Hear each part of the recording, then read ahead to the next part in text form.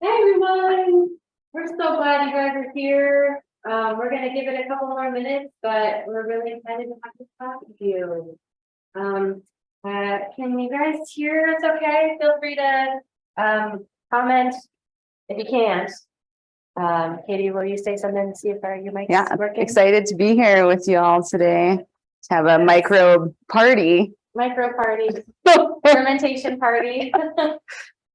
People are understanding. Awesome. Beautiful. Yeah, we've got our little mics charged, and that's going to help with our refrigerator making noise and everything like that. But we're so excited that you're all here. And one of the things I was so happy to hear is that there's a lot of new participants, people who haven't taken classes before. So I'm really excited to introduce you to virtual cooking classes with the co-op, and there would be no better way than to have Kaitie be one of your teachers for that first class. So we're going to have a lot of fun.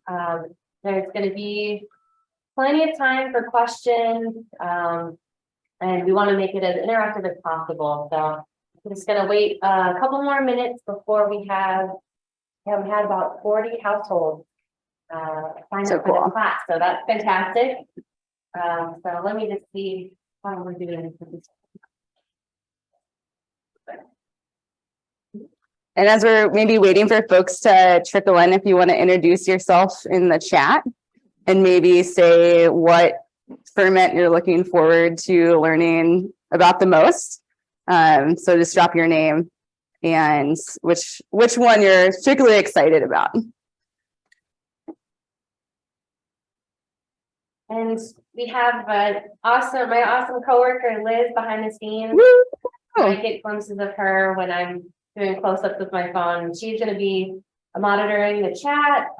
So thanks, Liz, and she helps organize all the kits and recipes and everything like that. So it's nice to have. We've got a 3-person team today. Janelle says very excited about sauerkraut. Pat is excited about the lemons. Lemons. Is excited about the lemons and the veggies. Great. Kathy excited about sauerkraut and basically everything. I'm excited about everything too, Kathy. Also excited about the kraut. Guys here for the kraut. Kathy's here for the lemons and the kraut. Yes. Sauerkraut. Happy birthday, Larry's daughter. Yeah, happy birthday. What a good birthday gift. Yeah. From his daughter. Okay. Mary's here. I want to learn about sauerkraut. Kaitie is looking forward to lemons and how to cook with them and for the top. Yeah. Well, we'll have plenty of time to talk and address every different recipe that we're going to do today. But yeah, I think I'll start. So thank you all so much for signing up for this class.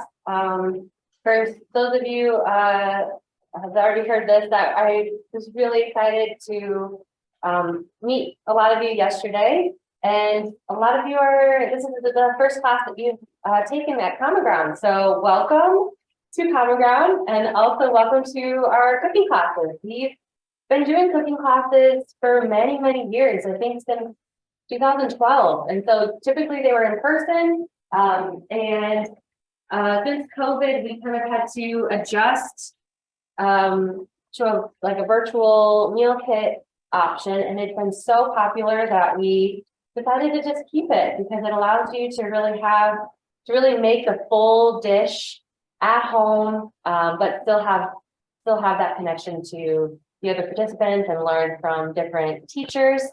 So I have been working at Common Ground since 2013. So it's been a while, and I've been working in our marketing department, but also been behind the scenes on a lot of our education classes. And we do a lot of different education, like we've gone to schools and taught different food education. But one of the things that I love so much about our classes is bringing people like Kaitie Adams and other amazing instructors from the community, home cooks, people who are really passionate about food to teach their family recipes or things that they really would love to share. So we're always looking to reach more and bring in more cultural cuisine teachers, other home cooks, And so we have a variety of different classes that we do from, we're doing like an Indian cooking class in February that will be taught by Suresh Bandru, who might be joining us for this class to find out.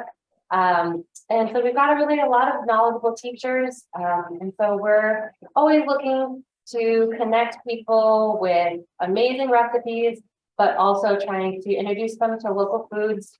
Common Ground, we work with over 70 local farmers in the area, and that we define local as within 100 miles of our store. So a lot of those amazing farms are really kind of small scale. They're doing a lot of really awesome work with land. And yeah, we're just really excited to use some of their ingredients today for our recipes. But it's a great pleasure to introduce Kaitie Adams. She is someone I love so much. She's so knowledgeable, and it's just so nice to have you back. We've done several classes. We've taught several classes at the co-op over the years, and I'm just really excited to share this time with you and with all of the attendees and participants today. So before I officially have Kaitie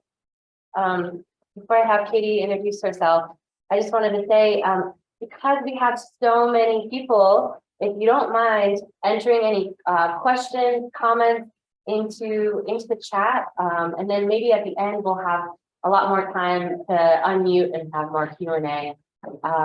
But at any time, feel free to let us know if you have questions or comments to add it to the conversation. We want to make it as fun as possible and really hear from you. So yeah, Kaitie, would you share a little bit with everyone about, Sure. about you? Thank you so much, Sarah. And thanks to the co-op for having me back for this fermentation class.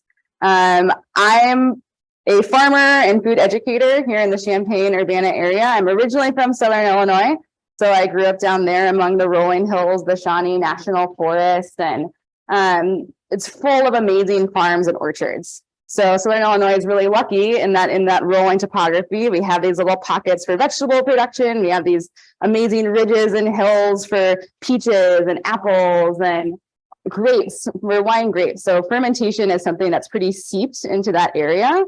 And as we'll talk about through our time together, fermentation is something that happens all around the world. It has been happening since the beginning of time itself. But my sort of background and how I came to be someone that is really into fermentation is mostly through my journey of becoming a farmer.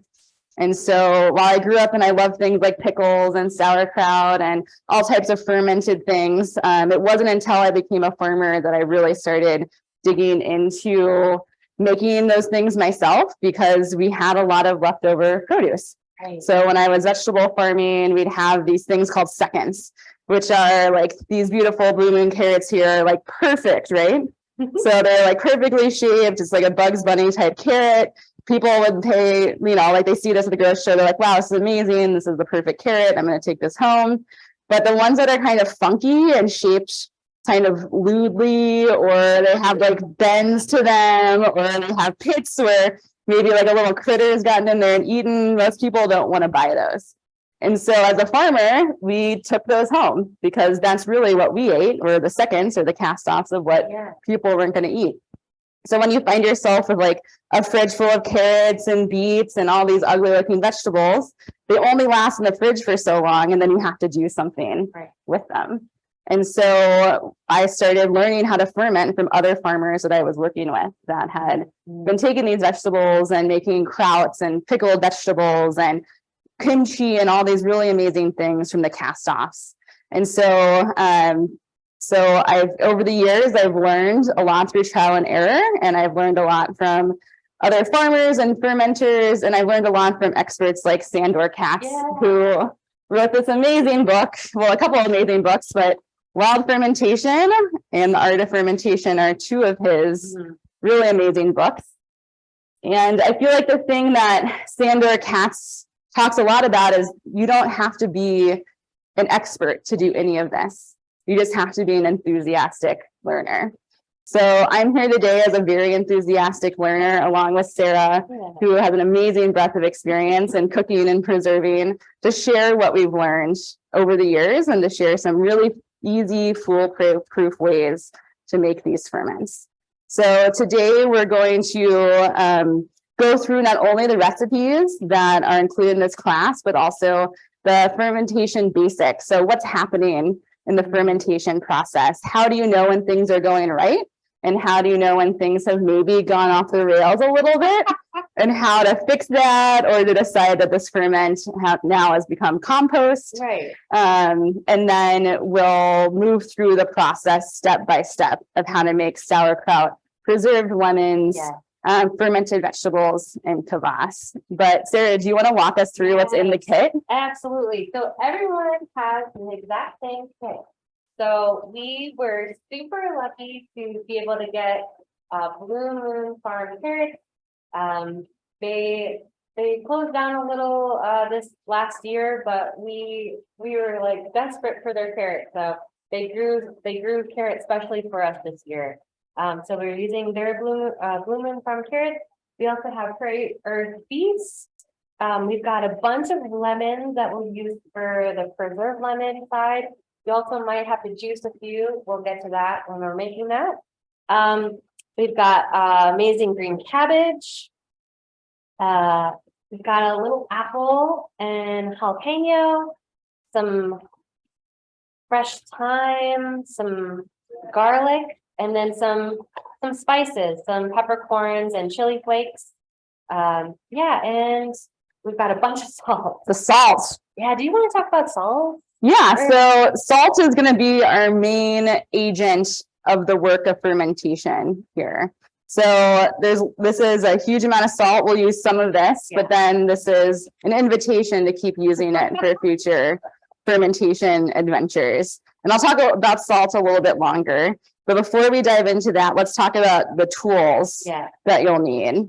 So along with your kit, some of the folks ordered their mason jar. So we've got in each kit, you have 4 of the 16-ounce smaller jars and 1 of the 32-ounce. So depending if you didn't add on the mason jar kits, use whatever mason jars you have. If you have some different sizes, or if you only have a small, that totally works. So there's no pressure to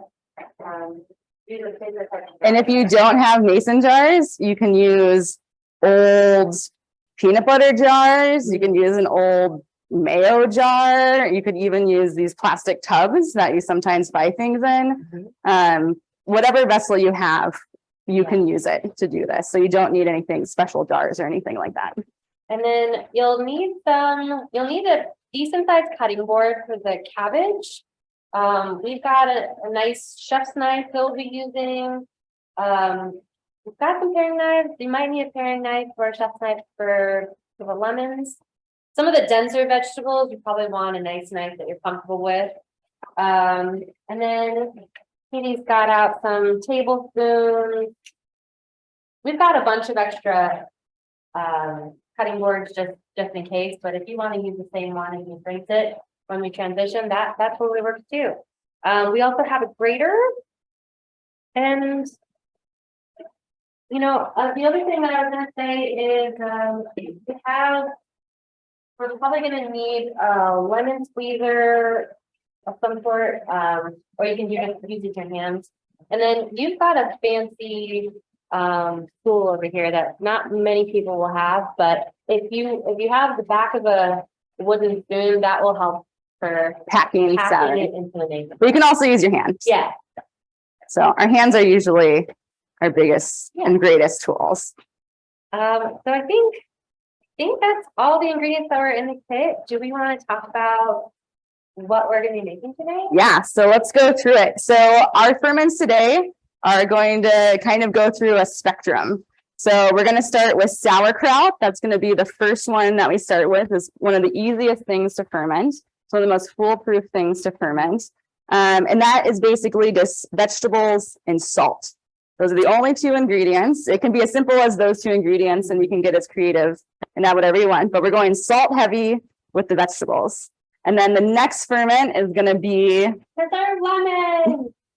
So I'm I'm a big fanatic when it comes to preserved lemon. So I'll be teaching how to make preserved lemons, and yeah, it's also very simple. It's going to be using lemons and salt for the most part, and a little bit of salty lemon juice.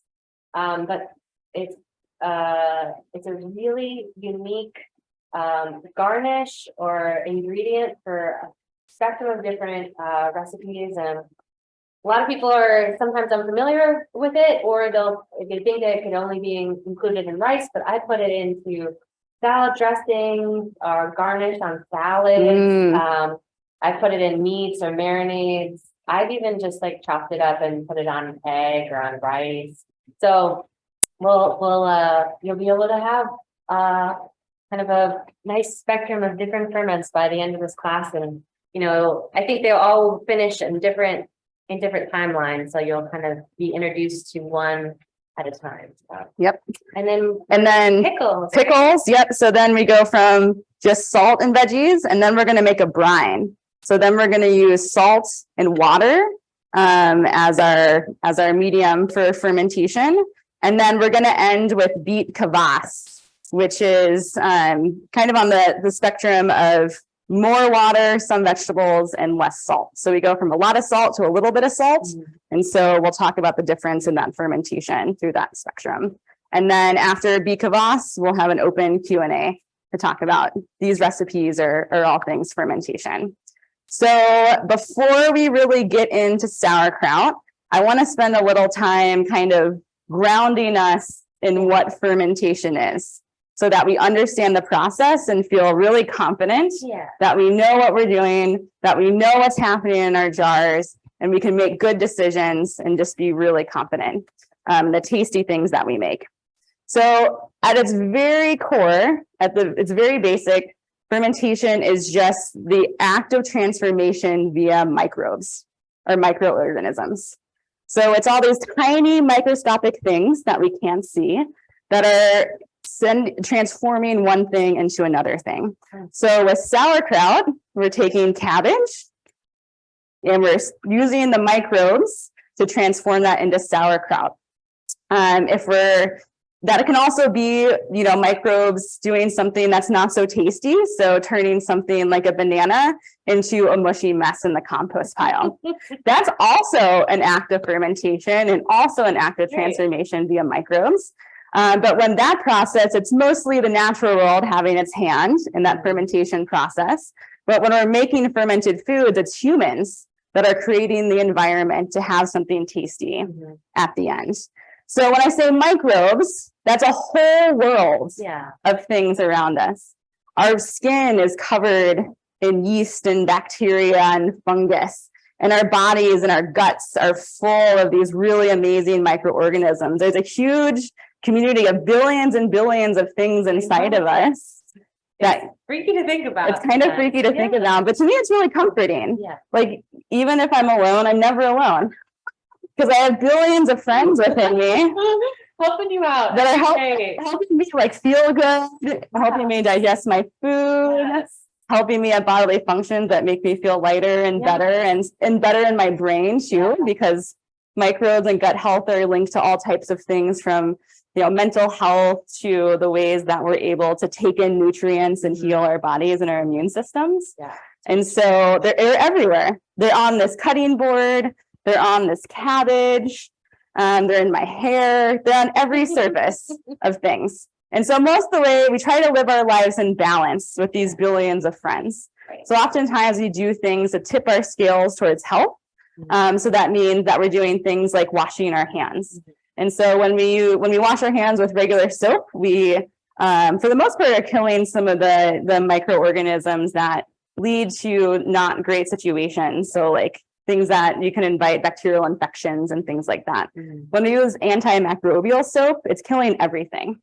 So we, instead of a balance of good and bad, I hate using those like terms of good and bad, but it kind of kills everything and creates a more neutral or sterilized environment, which can be really important in certain situations where we need sterile environments to help through a healing process or a surgery or things like that. Right. But most of the time, we just need to be in equilibrium with the bacteria and the yeasts and the fungi and other microorganisms that are in our bodies.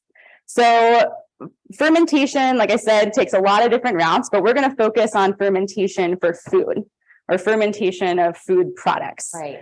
And so when we're fermenting, we're basically taking vegetables or fruit or other food products such as grains, and we're creating an environment using salt or yeast or bacterial communities to create certain environments where good microbes are able to flourish and break down our food into something delicious. So through the fermentation process, we kind of have three different types of fermentation when it comes to food products. Right. The first one is we're fermenting utilizing lactic acid. And that's what we're going to be And doing that's today. what we're going to be doing today.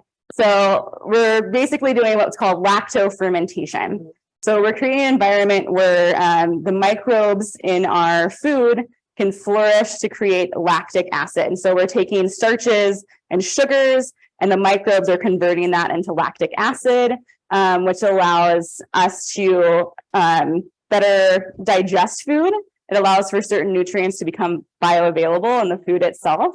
And it also preserves it in a way that's safe and stable for longer periods of time because we have the lactic acid that's acting as a preservation agent. And changing the pH so it's safer. Yep. And I like lactobacillus is the type of microbe or bacteria that's just naturally found on the edges or in around food. So we're going to be using something that's already on the food. We don't have to add anything into it. So, Yeah, so this is one that's super prevalent. So it's called a bloom. So most organic products have a microbial bloom attached to them. yeah. So eggs have a macrobial bloom. And like blueberries, if you rub, if you put your finger on a blueberry, you'll see that some of that bloom is coming up. And so that's it's everywhere. It's on our lemons and so it's going to be Carrots and really kind beets. of the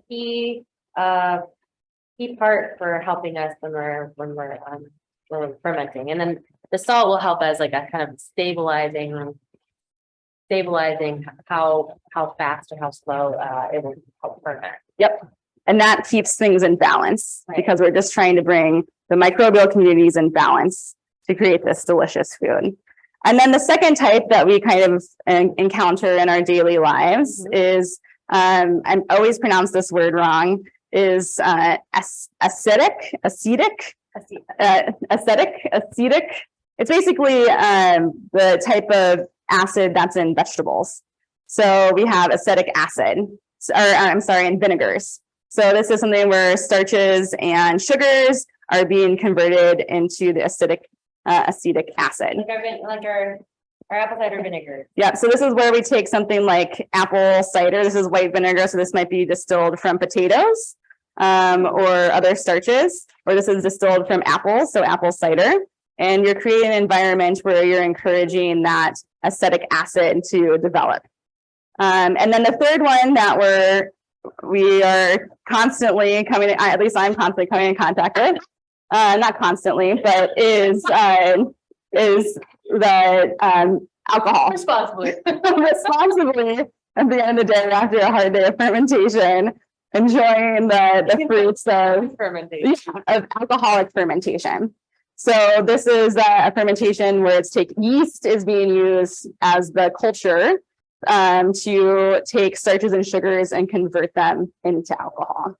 And so there's lots of different processes where you can actually go from, say, something like a lemon, or something that has a little bit more sugar than a lemon, but you can go basically from a fruit to a lactic acid fermentation if you add yeast and alcoholic fermentation, and then if that's let to the yeast to do its job and eat up all the sugar and starches, then you'll go into acidic fermentation. So you can go through lots of different fermentation stages. Red wine vinegar, Right. So things like that. So This will be for later. that'll be for later. Alcoholic fermentation is for a little bit later. And it also takes longer. Yeah. So there's lots of different time stages with And if that you've as ever well. been to rig, you know, it has a lot more tools and mechanics for a larger scale operation. Yeah. To do that type of thing. So sauerkraut, really easy, pretty fast. Alcohol creation, pretty slow and more involved over a longer period of time. So maybe I'll pause there and see if there's any questions. And this is, I should say, this is a very fast and dirty, very high level explanation of the fermentation process. And we'll talk about it more as we're making it. But, you know, I'm, like I said earlier, I'm a passionate expert. I'm not a microbiologist. These are things that I've learned over time. So you might have a question that I can't answer, but I'm very happy to either point you in the right direction or answer it to the best of my ability. So maybe I'll just pause there if anyone has any questions. And feel free to send them to the chat because Liz will then say them out loud. Beautiful. And so when people are dropping things in the chat, I'm going to back up a little bit and talk a little bit about fermentation's history. So I mentioned earlier that fermentation has been happening since the beginning of time, and that's incredibly true because fermentation is a main way that we transform things in the environment. So, you know, us as humans are the result of fermentation, and all life on Earth is the result of fermentation. And so when we're thinking about the history of fermented foods and drinks and things of that nature, we've been doing it since humans have been eating. So for the most part, throughout human history, and I should say that I'm an anthropologist by academic background, and I'm a food anthropologist. So some of this is based on learning through my academic pathways. But for most of human history, food has not been available at all times. So there's been ways that humans have created ways to preserve food so they can nourish themselves through these cycles of food availability and food scarcity and food availability and food scarcity. And so fermentation allows us to level the playing field and have access to nutrients and food over a longer, more stable period of time. So in our kind of, as we evolved and as we move through time, our cultures around food have changed, and they are a balance of available food and preserved food. So meat, salted meat, is a very ancient way of preserving food. So things like pepperoni and salami are the direct ancestors of just very simple preserved meats using salt. Or through preservation of drying and burying, where you're encouraging the microbes that are there on the meat themselves to colonize in a way that makes it still good to eat. Vegetables and fruits, so forage fruits and vegetables and greens, also have amazingly long traditions all around the world. And so every culture around the world has a tradition of fermented foods.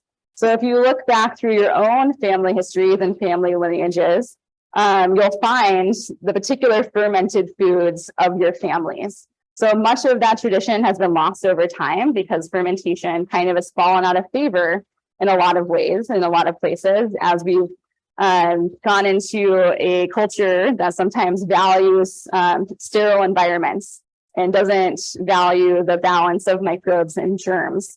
And so we now see things as like sauerkraut, and while it's having a revival now in the past 50 years or so, this is not something we see a lot of. Right. Because it's like weird and it's kind of dirty, and there's all these things that are associated with fermented foods. So a lot of times we have to rediscover those traditions or ask the folks that have continued fermentation traditions around the world. So Sarah, you were I was sharing earlier.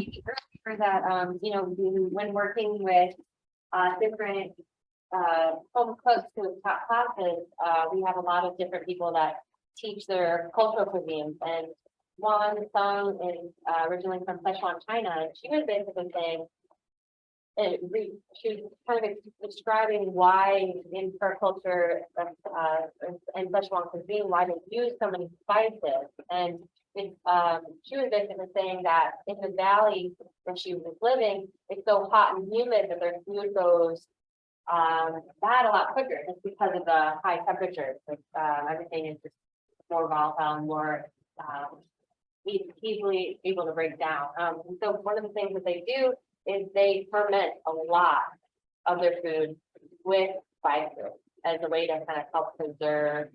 And so it's just been a part of their tradition and also a way of preserving their food, that they're using a lot of chilies and other types of fermented vegetables. And it's become a part of their cuisine that's now, you know, world famous. So it's really kind of exciting. And there's even like a really cool story about in Iceland, they have a tradition of fermenting shark that would actually be poisonous to eat raw, but somehow, I don't know how they figured it out or how they figured it out, but they ended up fermenting shark and they eat it as a delicacy, as like sliced fermented shark. But yeah, just finding different ways that people could survive and keep their food lasting longer. And so yeah, I'm excited to have this as like kind of intro to that. And you know, so food comes, I feel like there's so many different ways that you can kind of tap into different cultures and learn more about your history through food. And I feel like fermentation is a perfect example of that. So Yeah, it's a great uniter great. as you're bringing all these microbes together to do this work.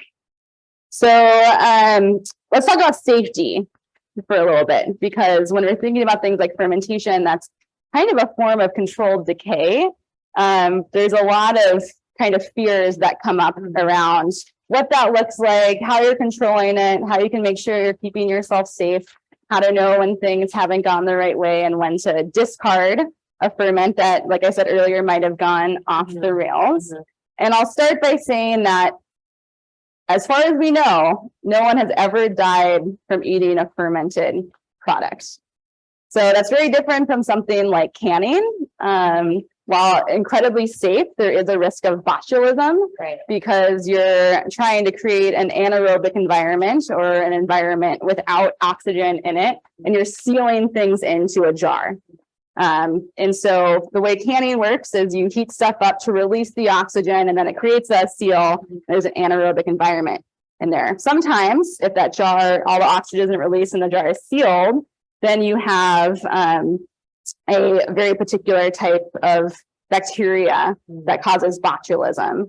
And so that can be fatal to humans because it affects our neurological systems. Right. Because fermentation is a process that you're involving good microbial communities that are creating lactic acid, and then there's still air that's part of that where it can be released out of the jar. There isn't worry of that happening. So there's no risk of botulism with fermentation. And while you might have things like mold that might start growing or other types of cultures that might colonize, you can usually get rid of that, or you can throw it out, or you can try it. And if your body has, your gut will literally tell you, your body will say, this is not good to eat because this tastes rancid to me. And then if you trust your body, you know not to eat more of it. Sometimes I've noticed that with some of the ferments or the things that I've done, the smell alone will give you pause. Yep. So your smell, so throughout this class, and it's virtual, so I'll try to do a pretty good job of bringing in our senses. Our senses are a big part of the fermentation process. So you learn things by feel, you learn things by taste, you learn things from smell and by look. And you start to bring all those senses together to make really good judgments about what to do with the ferment. So maybe let's talk about a little bit of safety before we get into things too much. And I brought some ferments from my own home kitchen to really demonstrate what different things look like. Yeah, and then so maybe I'm getting ahead of myself. I'm going to you're going to see some things that I'll talk about here in a little bit. But so ignore these jar lids and things like that for now. But I made some beet kvass, because we're going to be making today, that I've been fermenting in my own home kitchen. And these were created at the same time. So on 1/9, I made this beet kvass. Same beet, same water, same salt, but it had two different additions to them. So one has ginger and one has pickle juice that I used from another ferment. And one is fermenting beautifully and one has developed mold. And so mold is something we, for the most part, don't want to eat unless it's super controlled. But here you can see some mold that has developed on this kvass. So I know it's mold because it's irregularly shaped. So it has a shape that isn't perfectly round. And then it's fuzzy on top. So fuzzy on top in a very strange shape is usually mold. And that can be white, black, yellow, green, but the fuzz is what gives away mold. That's different from yeast or some other symbiotic cultures of bacteria and yeast, otherwise known as a SCOBY, which is what we use when we make kombucha, which could be a whole other class. So the mold was right here, and that's very different than what's happening in this chart here. This is a ferment that's 6 months old that I made 6 months ago, and it's been in my basement. There's no mold on it, but Oh my God, let's go. we have this really funky looking, slimy, weird thing happening here. And so what this is it's a SCOBY that's developed. So this is a culture, a grouping of bacteria and yeast that have decided to get together, have a party, and form a family. And so they've knit themselves together in a way that's allowed them to share nutrients and to basically create this protective environment for this ferment. And so because we've had this microbial community or culture that started, this ferment's been able to sit in my basement fermenting happily for the past 6 months without any intrusions from outsider invaders like mold. And so if you have a ferment that you have a question about, usually if you see things that are floating around that aren't fuzzy, those are usually either cam yeast, which looks stringy, or scobies that look blobby. But if you notice, they're not fuzzy at all. So fuzzy is mold, non-fuzzy is usually bacteria and yeast or cam yeast itself. Or like a super discoloration. So yeah, if it turns black, bad sign. Probably should toss that one out. And maybe don't even open it. Usually, sometimes if you think something is very far gone, I won't burp it. I don't have to look at it. Yeah, so this is a ferment that's 6 months old. I just found it in my basement a couple of days ago, and it's still good to eat. Delicious. No problem at all. I know it's safe because it has all the signs of a healthy ferment, and then the signs of a moldy, discolored, or rancid smelling or tasting thing. And so we're going to be using different. Oh, did you want to show? Yeah. This? So maybe one thing that I'll show is that I mentioned oxygen as part of the process earlier. So oxygen is a big part of the fermentation process. Sarah, you mentioned burping earlier. As things are fermenting, we have bubbles that are being created as our microbes are converting starches and sugars into lactic acid, and that's a form of respiration. So respiration is breathing, right? So we breathe in oxygen, we breathe out carbon dioxide. So fermentation creates a similar respiration process, although it's a different, what goes in and what comes out is different. But oftentimes you'll see bubbles are a sign of fermentation. So this is a sign of respiration, healthy respiration that's happening in the ferment. So we need to have a release of oxygen as part of that process so it doesn't become trapped. Underneath here in our ferment, we have basically in what's close to an anaerobic environment.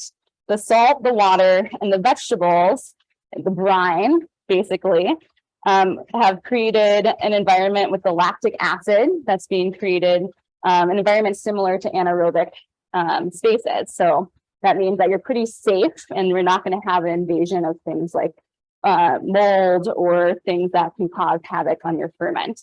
But as part of that respiration, it releases bubbles, it releases oxygen up, and it has to have some way to escape. So that's why we use things like one-way valves, where we have the respiration happening, we have the bubbles coming up, our ferments underneath the oxygen line here, and then we cover it in a way that allows oxygen to be released. So you'll notice that on the top of this valve here, there's some juice, and that's from the bubbles coming up and the juices coming up. So the oxygen can get out. Another way you can do that, so this is a kind of a cheap silicone lid that you can buy online or in culinary stores.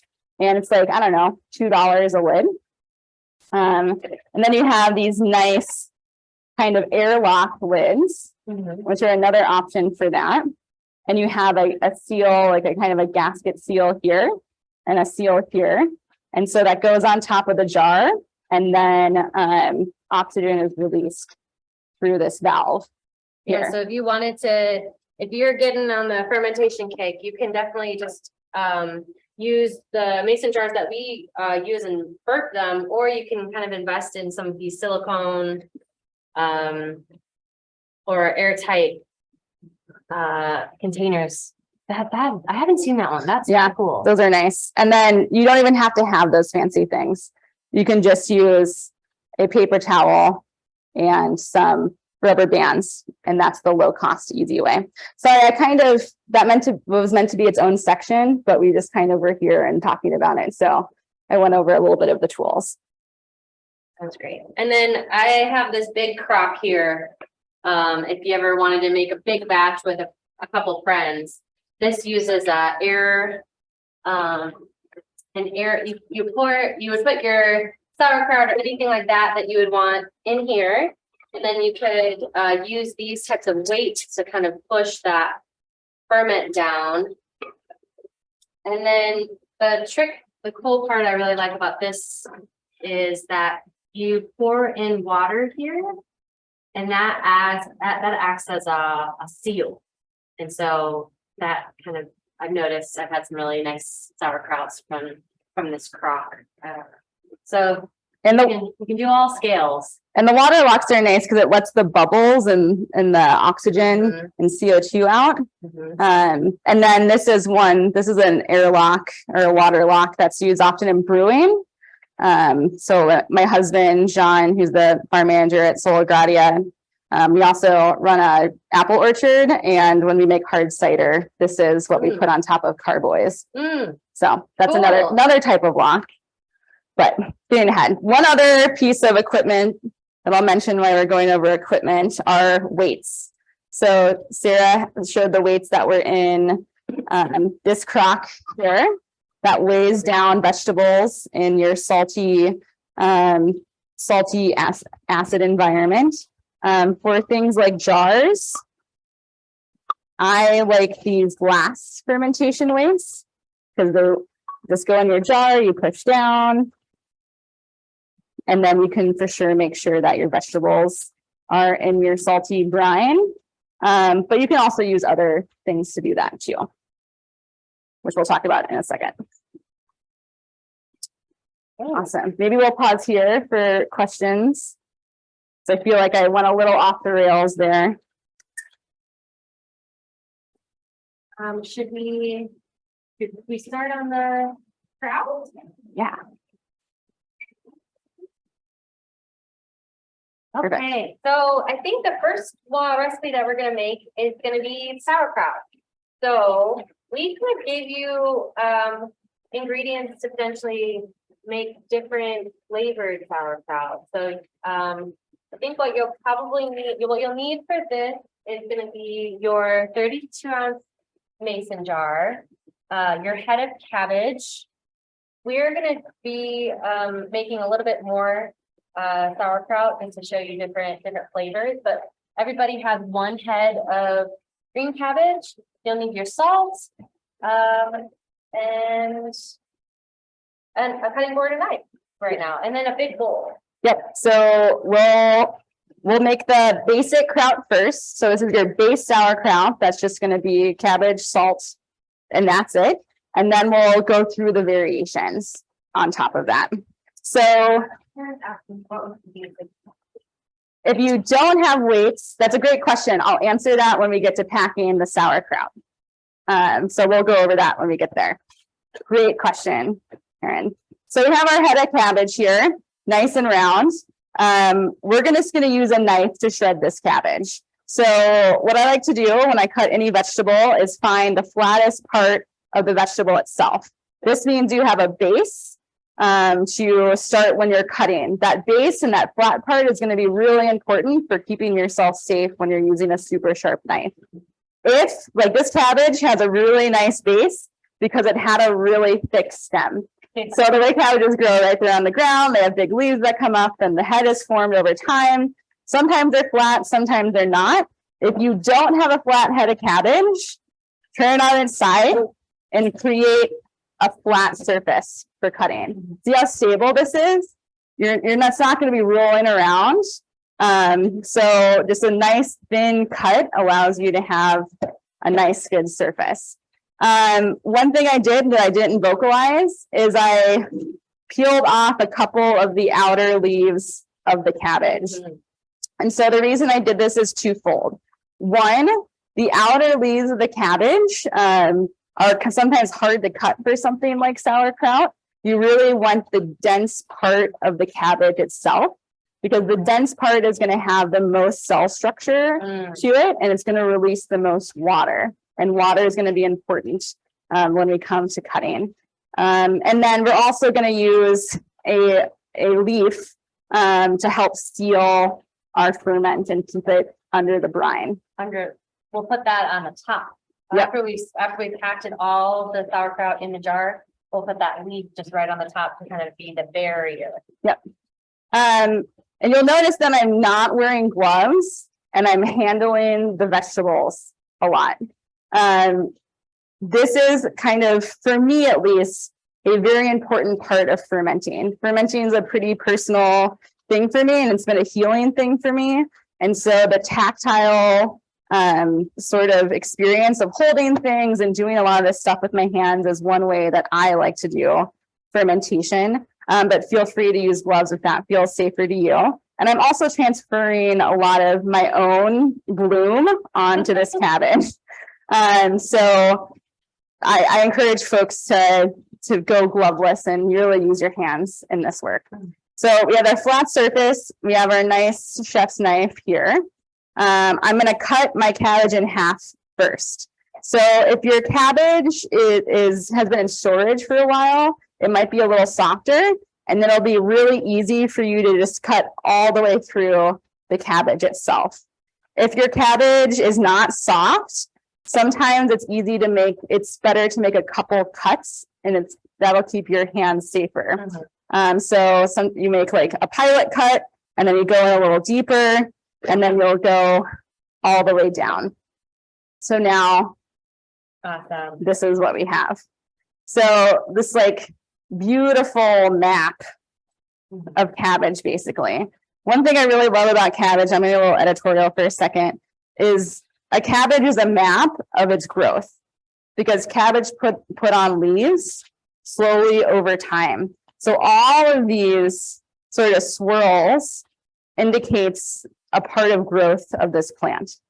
So you're actually seeing the journey of growth, similar to like rings in a tree. Yeah, I was gonna say. If your cabbage has a big core, which this cabbage doesn't have a big core. When I say core, I mean like this very white, dense tissue that's here. If it has a core, you'll want to cut that out.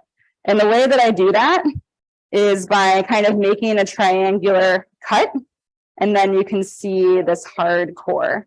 You can eat it. And it can go in a kraut, but what we're going to try to do with our cutting is to create some pretty uniform pieces so that it all ferments and decomposes at the same rate. And how like thin are we gonna cut this kraut today? In Yeah. terms of, I think a lot of different, I've seen kraut chopped all different. Yeah. size. So I'm going to do the way that I tend to like my kraut and the way that you usually find it in the grocery store, and that's shredded. So you can cut this cabbage in all different types of ways. But I find to create a sauerkraut that looks similar to what you might see in the store or similar to sauerkrauts you might have had if you come from a European tradition or especially a Germanic tradition, then it's going to be shredded So in that thin- way. So thin. Thin strips. So the way I do that is I take my half and I quarter it. So now I have a quarter of a cabbage, and I'm going to create strips with my knife. And so I'm going to keep my hand safe and I'm going to create a claw. So that if I somehow come down, I'm going to nick my knuckles and not chop off a fingertip. So I got my nice claw. When I used to teach knife skills to kids, we called it the claw and saw. Get your claw and then you use your knife. And I'm going to come through and I'm going to create these really, on the edges it's harder, but I'm going to try to create thin ribbons. And you're gonna want a big bowl, because we're gonna put all of those slices right into the bowl, and we're gonna kind of get our hands in it with massaging. So this is what it looks like. So maybe a quarter inch, half an inch. Mhm. I'm And you can terrible. go thinner if you want, or thicker, depending on your knife, depending on, you know, how your knife is. And thinner stuff will ferment faster and thicker stuff will ferment slower. It'll be nice actually for this intro that is happening, this intro to fermentation is happening in January. When it's cooler, things will ferment slower than they would if you were trying this all out in the summertime in July. So this will kind of allow you to kind of pick and choose how far you want to go with the flavor of your sauerkraut or your pickles.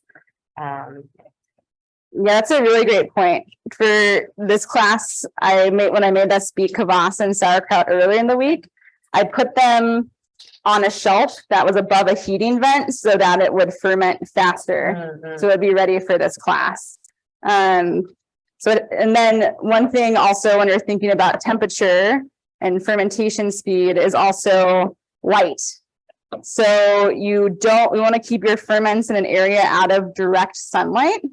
And there's a couple of reasons for that. One of them is that sunlight will heat up your ferment and then it'll cool down over time. So your ferment's going through this, it's an unstable temperature, which leads to some funky results sometimes. And it can actually stop the process of fermentation because the heat could kill off some of the microbes in your community. So if you're trying to get to lactic acid, it likes to be produced in anywhere from like 50 to like 75 is kind of its perfect temperature range. Mine in like a kitchen pantry or in the kitchen. But yeah, I wouldn't potentially put it in a really, really cold spot by a window. Yeah, I wouldn't put mine in the basement this time of year. Yeah. At least not my basement. That's a little drafty. Okay, so we're doing the whole cabbage just all into this bowl. And then we gave you, Kaitie was super creative in building the sauerkraut recipe. And in her other classes, we've done a lot of different flavors. So we gave you the makings. If you like spicy kraut, you can make it with the jalapeno. If you like sweet kraut, which is super delightful, we included an apple that you can shred to incorporate into your sauerkraut. Or if you want to make it rainbow, you can add like one beet or a carrot and make it kind of colorful and beautiful. So it's really up to you. Or you could add, you could add your beet, carrot, and apple in with your jalapeno and have a rainbow spicy, And it would be so good. and it would be tasty. It would be So, really Based delicious. on your, yeah, what you like. Transition with family. Ooh, fennel's so Ooh, good. yes. I also love caraway seed. We didn't include it in the kit, but if that's something, if you wanted to add like fennel seed or caraway seed in when you're making that, it just adds a really interesting flavor. Yeah, basically any spice will do. So if there's particular things that you like, it can almost always be incorporated into sauerkraut or this type of fermented vegetable. So let's make the simple sauerkraut now.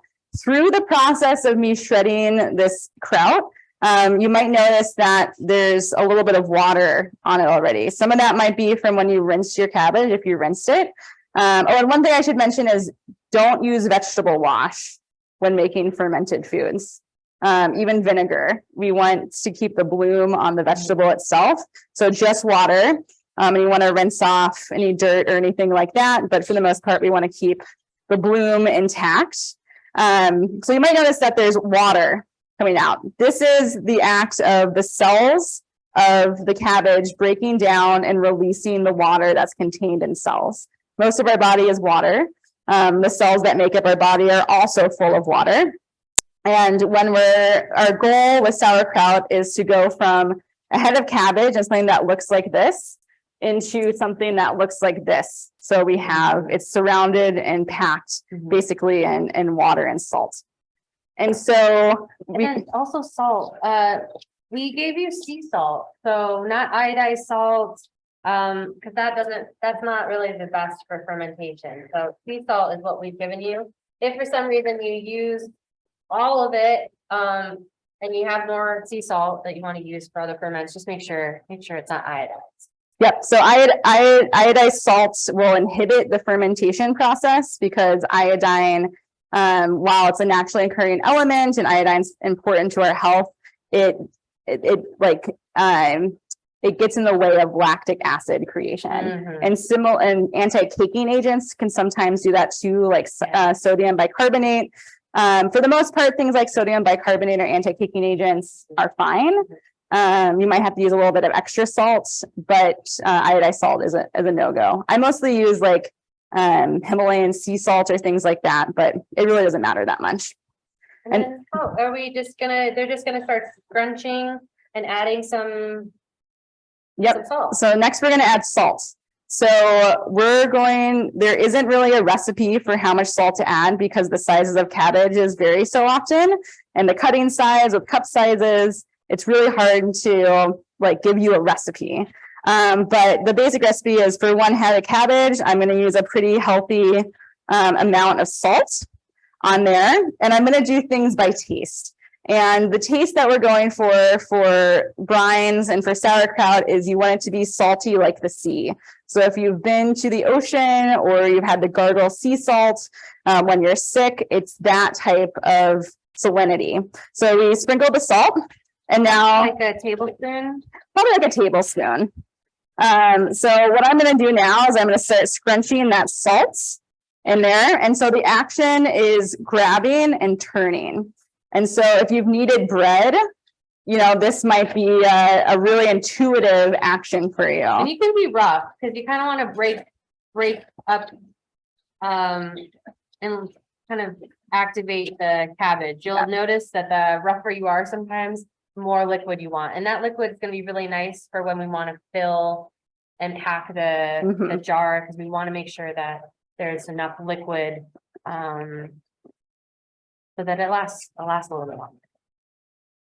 So I just tasted it. It's pleasantly salty, but I actually want it to be a little saltier because you could add too much salt and it wouldn't taste very good, but the salt is what's really going to help create the environment for the lactic acid to flourish. So you mean maybe another tablespoon? I'm probably going to do like a teaspoon. Okay. More. So not maybe a teaspoon and a half, just a little bit more.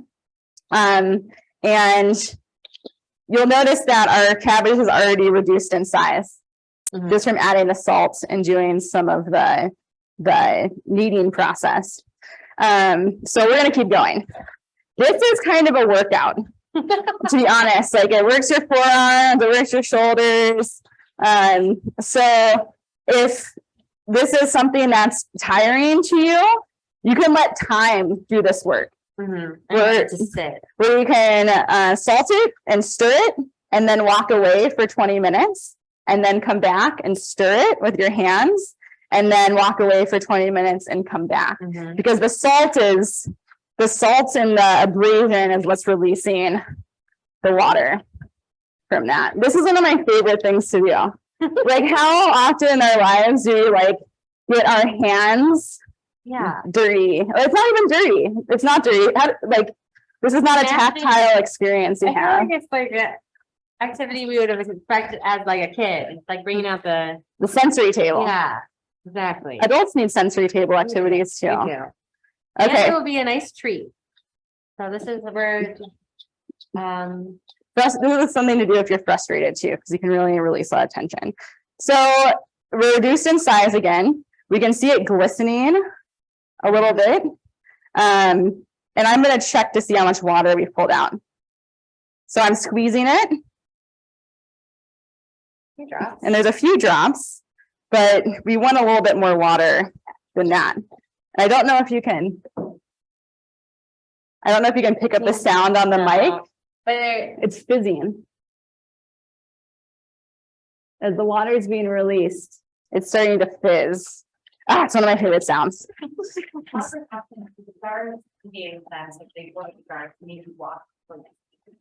They should be washed. Yeah, if you can wash them, that's ideal. And if they can't air dry, you probably could dry it with a towel. Yeah, you didn't have to dry them. Or dry them, yeah. But the water is part of the fermentation process, so it doesn't really matter. Yeah. You don't want to sterilize. I mean, you could sterilize them, but you don't. You don't have to. You don't have to. You don't have to I do the wouldn't. boiling that would normally. I would not sterilize. Canning. Yeah. Okay, a lot more water's coming out. A lot more water is coming out. So let's do a squeeze test here. And so we're making just the plain one right now, but you could, would they be adding the apple or the shredded apple or the shredded beet or carrot in once they get the basic sauerkraut down? Yeah, let me, I don't add the beets or the carrots until it's time to pack. Okay. So I just keep the cabbage in the like kneading and water release. And so some cabbages will have more water than others. Cabbages that have been in cold storage. Now we got it. So I want something as I'm squeezing it. It's like a nice steady Foamy. stream. Yeah. Like a foamy, steady stream. Okay. So then I know I'm going to have enough liquid when I go to pack my jars. So I'm going to. You've been doing the hard work. I love it. So I'm actually going to put that to the side and I'll shred a carrot and a beet now so I can show you how to pack it if you're adding extra things. And so yeah, you can have a grater. And are you just going to do the whole carrot? I'm just going to do the whole carrot. A whole carrot. And so it really depends on what you want to do. Do you want to make it just plain? Then you would just be packing, you wouldn't be adding anything else to this. But if you wanted to make it rainbow or kind of like a pink kraut, you could add shredded beet, carrot. Yep. Or if you just wanted the jalapeno, you guys choose. Which flavors do you think you're going to do? My favorite kraut is jalapeno, beet, and cabbage. It's like I like spicy things. Just to do that. I like spicy things. So we have our nice shredded carrots, and these are from Blue Moon. And one of the greatest things about fermentation is that it allows the microbes that are unique to this area, the yeasts that are unique to this area, go into your fermented foods. So every place on earth has a very unique profile. And you might have heard the term terroir. which just means the taste of place. And that is truly because of the microbes in our soils and the microbes in our environment that allow these very particular tastes to be captured and shared. So Champaign-Urbana and Blue Moon have a very particular microbial profile. Yeah. And Prairie Earth, where these beets come from, in Atlanta, Illinois, probably has some similarities, but there's going to be some differences here. So there could be very unique things that come out of. And I think their soil is a little bit more rocky. They're closer to some rivers or waterways, so they've kind of got a different soil type that I know has made growing carrots a little bit hard, but they've figured it out. Yeah, some places vegetables are easier to grow, different vegetables are easier to grow than others based on the nutrient and mineral profiles and the structure of the soil. I'll just say you want to only grate, if you're going to make the rainbow, you want to still save the rest. You want to use maybe one beet and maybe one carrot, but save the rest of your veggies because we're going to use them in the kvass and in the fermented pickle. So don't use them all. Or if you have a bunch of extra beets and carrots just by having them in your fridge, feel free to Go for it. full force. But just one beet and one carrot for the rainbow. And then are you going to grate an apple? I'll go ahead and grate the apple too. An apple has a lot of water in it. Carrots have quite a bit of water in them too, but not as much as cabbage or apples. And one of the reasons I like to keep the carrot and the beet separate is that it'll break down at a different rate than the cabbage. So you have some like variation in the texture of the kraut. So it's not just like one texture profile, but you have a couple different ones. So the apple is gonna. One by one. You're not peeling the beets or carrot. Oh yeah, great call out. I was about to mention that. I'm not peeling the beets or carrots for two reasons. One, the microbial bloom that's on top, like on the skin. That's the closest contact that we have to the soil. And so the communities that are in the soil of yeast and bacteria and fungi and all the things that create the environment that allows us to grow things are there on the skin. So like you're already 5 steps ahead in the fermentation process because you already have a diverse community that's there. The second reason is I know these farms and I trust these farms and I know the farmers and I know their practices. And so there's nothing harmful on these vegetables.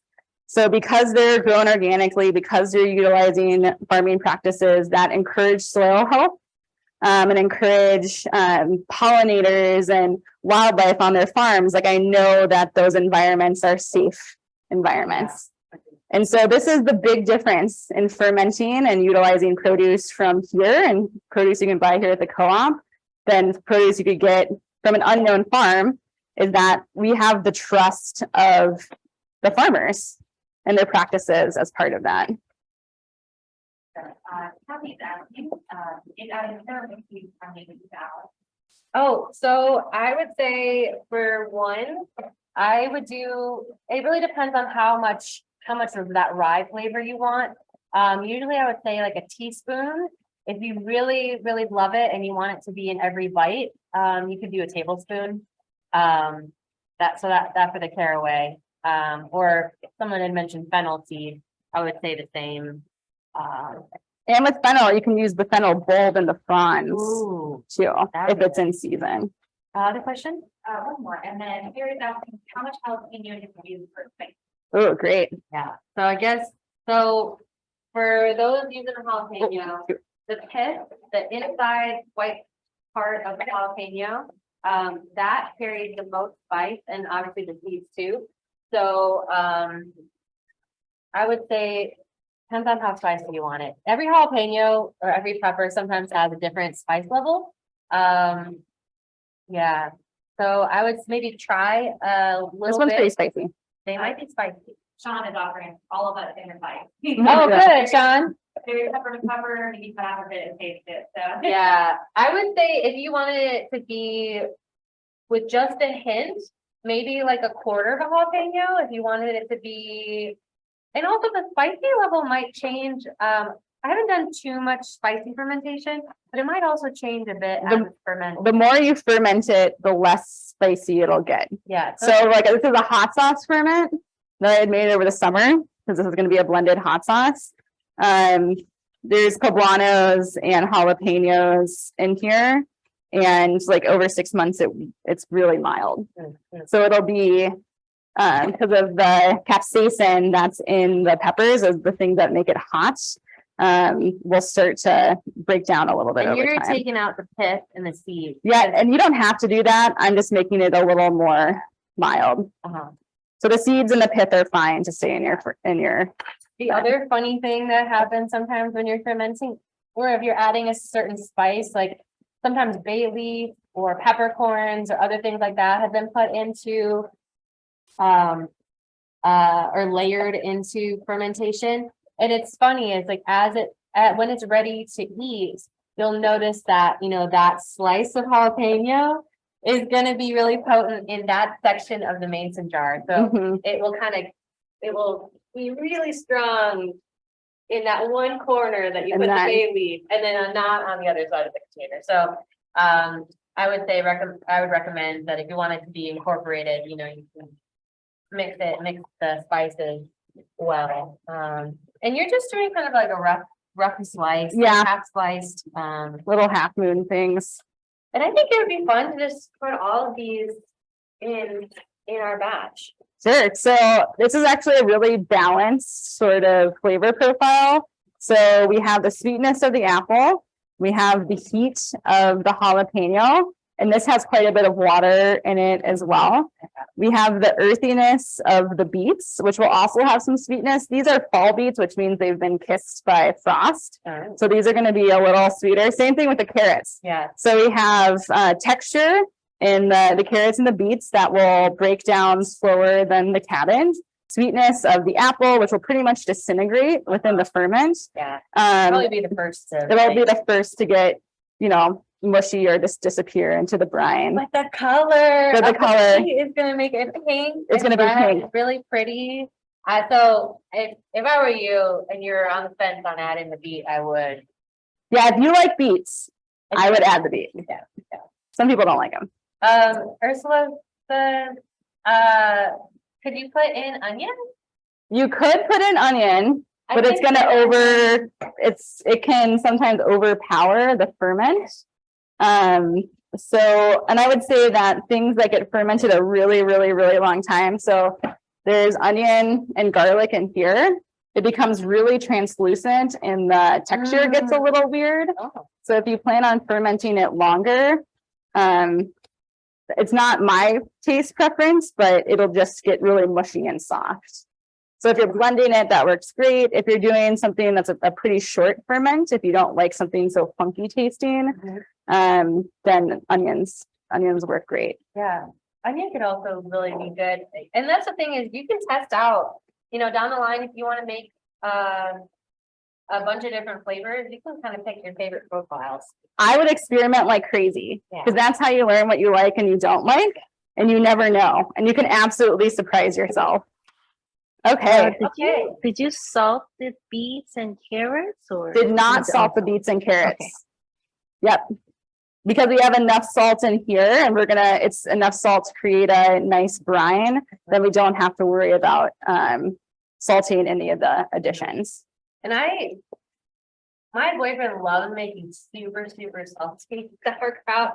So sometimes he puts in like, you know, tablespoons and tablespoons and he's just going at it. And so it's super salty. So there is variation. If you really like salty foods and you really want to, we'll make it pretty salty for the lemons.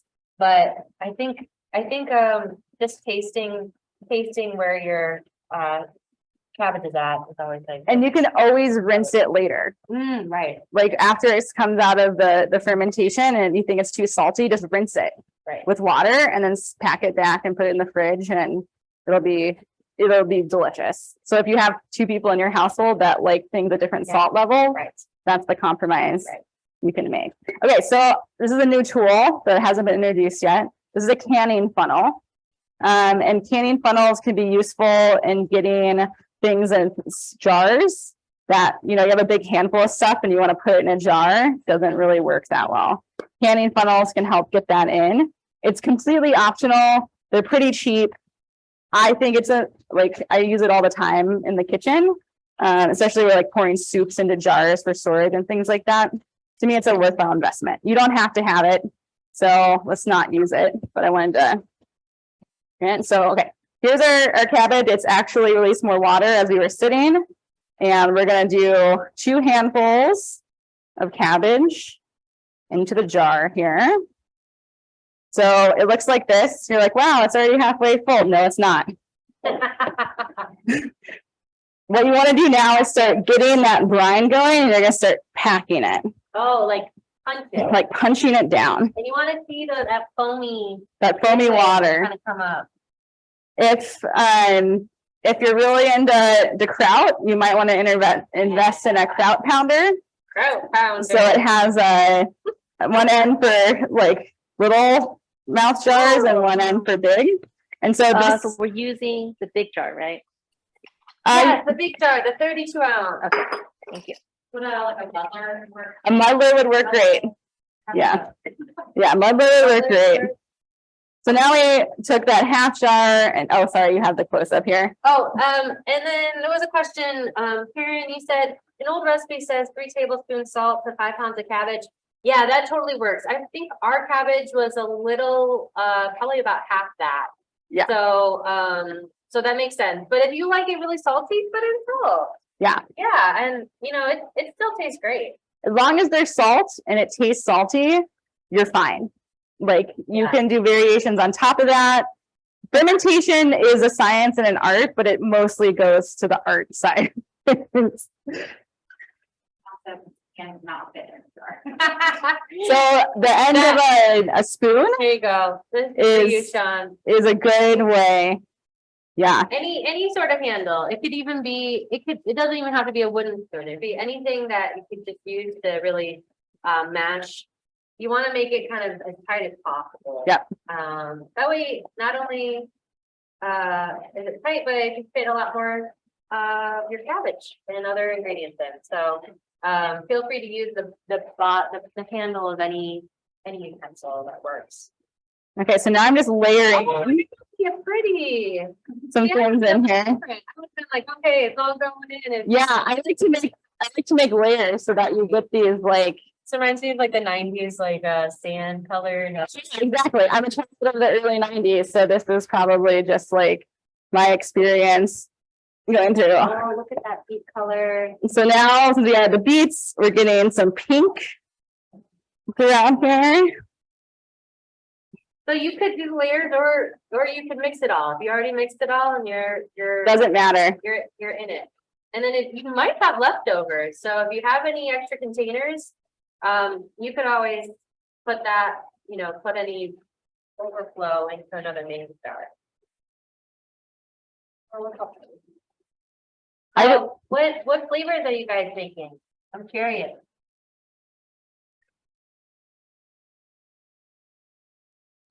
I'm doing a jar of the normal, and then I did a smaller side jar of the beet and carrot and jalapeno together. Yum. Ursula's doing apple. Apple and jalapeno. Apple. and Oh, jalapeno. yeah, the salt, the sweet and the hot. I love You it. guys are great.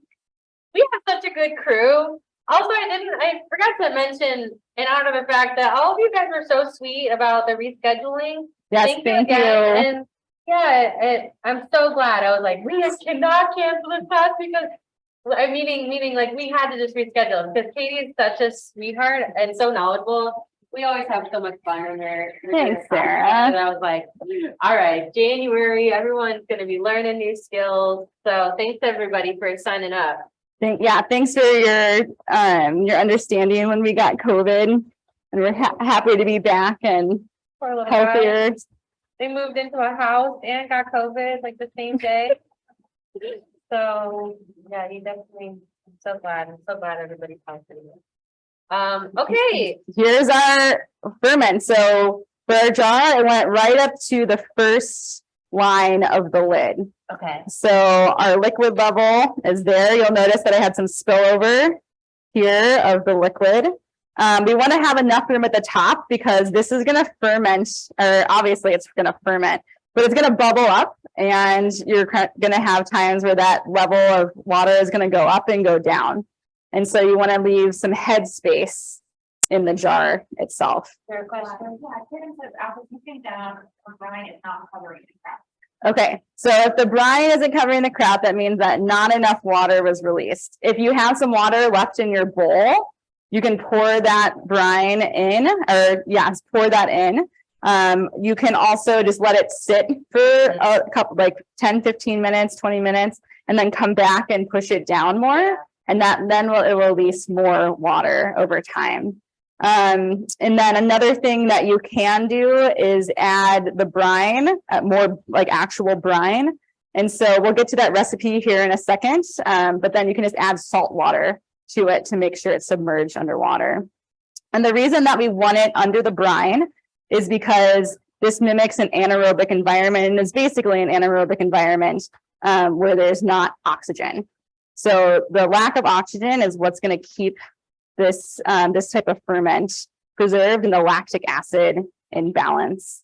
So that's what we want. To keep it submerged, we have a couple different options. The first option is to use a piece of cabbage. I think I accidentally trashed my cabbage leaf that I had saved in the beginning. We're gonna take kind of just a piece of cabbage like this. And what you're gonna do is you're gonna put it in the jar like this, and you'll notice that there's more liquid. And then it acts as kind of a seal in a reservoir to keep your ferment submerged underwater. So you'll notice there's water on top, that the leaf itself is making the other vegetables submerged underneath there. And so this is going to act basically as your weight. And so if you're using this method, what you'll want to do is check on it periodically. So like once a day, once every other day, to make sure that it's the majority of your ferment is still submerged underwater. And so you have this nice brine on top. A great thing about using cabbage leaves to do this is that if you're gonna get mold, you're gonna get it on the cabbage leaf itself because it's exposed to oxygen, which makes it easy to pull out. And then the rest of your ferment isn't exposed to mold, and you can trim it or take it out. Easy breezy.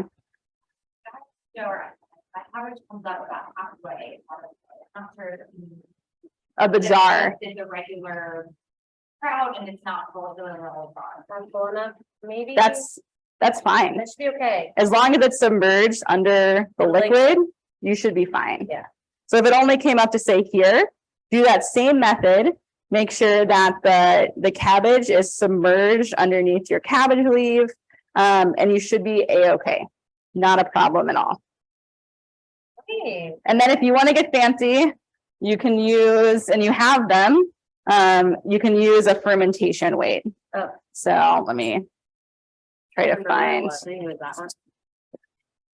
So down the line, if you want to invest in these in weights, that they can kind of keep it all pressed down.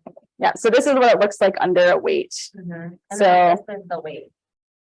Yeah, it's cool. It looks like a big ice cube. Looks And like a is it big ice glass, cube. plastic? It's glass. Okay. Yeah, I try to use Or mostly can I glass. Can I use a coffee filter with a rubber band on top? Totally. Yeah. Yes. To cover it. So would Yeah, you so that- recommend, if they don't have a weight, if they didn't have a cabbage leaf, they don't have to have a cabbage leaf. Just make sure that the liquid is going over the cabbage. Yep. And then how do we close it? So let's talk about options for closing it. coffee filter is a great thing to use. We just need a barrier.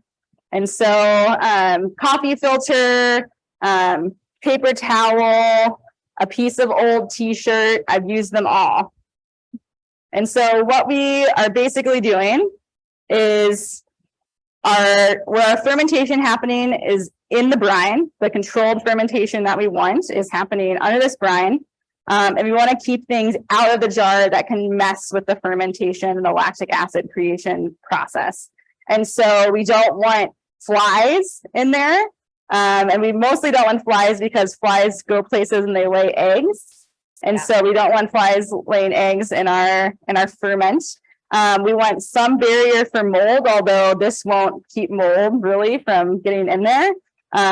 We want to keep any other sort of invertebrate or invertebrate out of the ferment itself. And we want it to be able to release bubbles through the respiration process. So this is just a paper towel with Paper towel with a rubber band. and then could they use if they didn't have any of those things, could they just use the cover? Yep. And so if you don't have any of those things, or you are a little worried about those sort of methods, you can use the lid itself and you can seal it down. But no, if you do this method, you have to burp it every day, which means that as it's respirating, it's releasing bubbles, and it's going to create an environment where it needs to be released. So every day you have to come back and burp this, especially if it's a little bit of a warmer environment, because it's going to release a lot of air and you're going to have to let it go. Eventually, if you leave it and you forget about it and it keeps fermenting, it will explode the jar. Yeah. It'll take a long time, but it could happen. So if you didn't have like a piece of fabric or a paper towel with a rubber band, you could do this regular jar and then down the line, cover it with, switch it to something that's more airproof. And so this is a method of babysitting where you have to come back every day and check on it, which might be good, right? If you're learning and want to see what's happening, you want to check in on it every day. This is a good way to ensure that you do that. If you don't feel like doing that, or you have, experience with fermentation, then you can use these other methods that allow it to sit and do its thing, and then you come back. And so you could poke a hole in the lid, but fruit flies can get in. So fruit flies can get in if you poke a hole in the lid. And this is why we like these lids, these one-way valve lids, because flies can't get in and it still releases the respiration. Okay, so let's talk about time. That's one thing that we haven't talked a lot about yet. And so time is like a big factor in taking something from cabbage to sauerkraut, or from vegetables to any type of ferment. And so it all depends on your taste levels, how long you want to ferment things. So for example, and then temperature, like we talked about earlier, also impacts that. So this is a kraut that I made on the 1st, which was that Monday, Tuesday of December of this January? week. Oh yeah. So like it already looks good. And so this is staying above a vent. It's maybe fermented for 6 days. I think I made it on Monday. And you have something that's still really crunchy. So it hasn't broken down that much. It's pretty squeaky. So squeaky is one way you might describe sauerkraut that hasn't been fermented that long. It has a smell, slightly sour smell to it. I wish I had smell-o-vision. How would you describe that? So a little sweet. A little acidic. A little acidic. A little sour smelling. A little sour smelling. And if we taste it, crunchy. You hear the crunch. Very crunchy. Not super, doesn't have a super sauerkrauty taste to it. I've done krauts for many, many weeks and it gets really soft. So this has a very slight sour taste to it, very crunchy, a little salty. But Like you could eat it. You You could- could just be like, hey, here's my sauerkraut, it's done. it almost tastes like a slaw Yeah. more than a right, right. sauerkraut. I think if you wanted it to be a little bit more soft and more digested, you could probably go like 3 weeks, A month. a month, yeah. Yeah, so the sauerkraut that you buy in a bag or a can has been fermented for, I don't know how long, but at least a month. In our conditions, we'd ferment it for at least a month. Mhm. But you could also go for a year, 2 years, 3 years, And then it might be, very soft it might just be like a meal, a paste. Yeah. at that point, but it'd still be edible. And then you put it in the fridge when you feel like it's done, when you've got it to the right level. Where you don't want it to get any more soft, you put it in the fridge. Or you cannot, and you can. Keep it going. But so say this has reached the point where I think it's delicious. Like it's got the right texture for me. It's got the right taste for me. I want to use it right away. What I'm going to do is I'm going to put a tight fitting lid on it. So you can use your mason jar lid. I buy these plastic lids specifically for mason jars because these tend to rust over time. And so I'm going to seal it up and I'm going to stick it in the fridge. Let's do that now because it's pretty tasty. And so what's going to happen in the fridge, it's going into cold storage. It's getting to a temperature where, like right now, these microbes are about to have a party. You know, like the bacteria, the yeast, everything that wants to make lactic acid is in there being like, you've given me the perfect environment. You're going to put me in the perfect temperature for like this extreme dance party. And so they're going to start doing their thing. They're going to start mingling. They're going to start multiplying. They're going to start eating starches and sugars. And they're going to start burping like crazy. And it's going to create lactic acid. So this is like the perfect environment. When you've reached like everyone knows like the perfect party has a perfect ending time. Yeah. And You don't want to wait too long. And what you would probably do is see where you're at, see if you like it. If you want it to be a little softer or more funky, you could just have it wait, add another week to it. Yeah. But maybe arrange from like 3 to months. Yep. 3 weeks to several months. So whatever tastes good to you, whatever feels good, this is a chance to engage your senses again. Taste, smell. You're an active participant in the life of this living food. So you get to decide when it's good for you.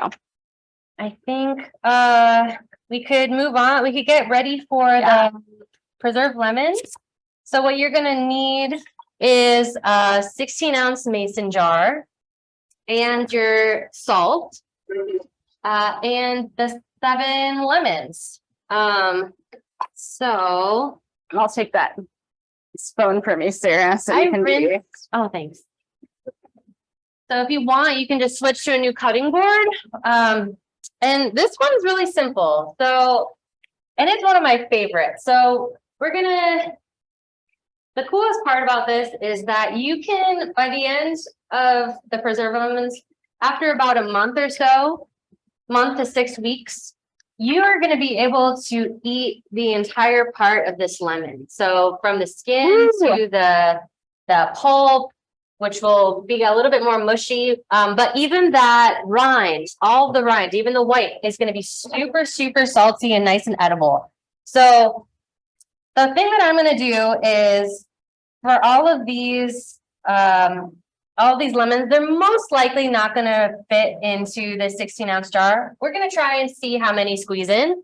And then any of the leftover lemons that we have, we're going to juice and add a little bit of salt and use that as liquid to kind of surround our lemons. So the interesting piece about the way that we're going to do this is let's plan with leaving out 2 lemons for now and see if we can possibly pack in 4 to 5 lemons into this jar. So what we're going to do is we're not going to really slice these up too much. What I'm going to do is take the little stems off here. And I probably will actually slice off that one end where the stem is. And I'll leave the other side unsliced. So I'm just gonna slice off this. Is that because that's pretty bitter? It gets bitter and sometimes it doesn't, we kind of want it to be soft. We don't want this hard stem. So we're just gonna leave those off. And then the fun thing that we're gonna do that's a little unique is we're basically gonna stuff these with salt. So the way we're gonna do it is we're gonna, and make sure there's no stickers. I don't think there's any stickers on these ones.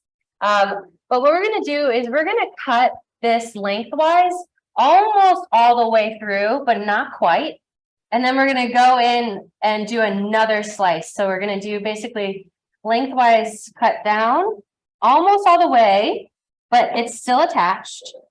And then go perpendicular and slice it, kind of making them into these nice quarters. So Cool. yeah, so they're still together. And this, we're gonna do that for all 5. So lengthwise down the middle, and then rotate it 90 degrees, and then now lengthwise again. So, and if they break apart and you accidentally cut through it, it's no big deal, because actually it'll probably help squeeze everything in just a little bit more into that small mason jar. I have done this with all different types of citrus. I've done this with lemons. I've done them with Meyer lemons, which is like a little bit softer and almost like a sweeter lemon. I've done them with kumquats. That has Ooh, I been really love fun. kumquats. And citrus season is upon us right now, even though we're not in a citrus growing area, but citrus really loves coastal ocean side. So I wish we had that here, but you know, we've got it okay. We've got all the seasons.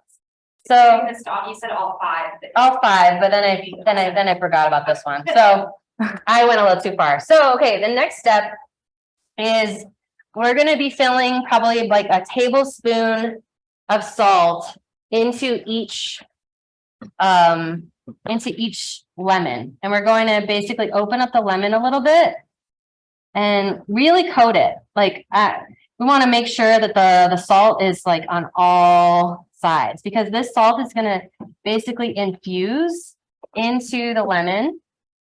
And then we're going to add like a tablespoon or so of salt on the bottom. So this is like super salty. And that's okay. It will actually be really good. And I usually kind of like squeeze it a little bit, squeeze it before I shove it in. And we're going to try and just kind of squoosh them in as far as we can. And we might use Kaitie's fancy thing or the bottom of a spoon, but we're just going to do that with all 5, or as much can fit into the jar. And if you have extra lemons and you want to keep going with other jars, you can do that too. But basically, we're just going to try and squish them in as much as possible. And you'll notice that you'll start to have all this juice come through. And we're just going to keep going. And so the thing that I love about this is after about a month, and I've kept my preserved lemons going for like a year, and they get really soft and really tasty. Now, I'm kind of a salt fiend. So what I would do when they are done is just take a clean fork and just take out like a piece of the lemon and use it as a garnish, or use it as like in replace of salt in a dish. Instead of using just plain old salt when you're cooking, I just chop up some of this lemon, and it's already super infused with salt. And I can't tell you enough how tasty it is. It has that full citrus flavor that I honestly think is even more citrusy than just the raw citrus. Like, it is so good. Salt often brings out flavors Right. in food. So it's super easy, and honestly, we might not even really need to juice any of these lemons, because these are surprisingly juicy. So we're trying to smash them into the jar, right? So it's okay Yeah. to like flatten them and yeah.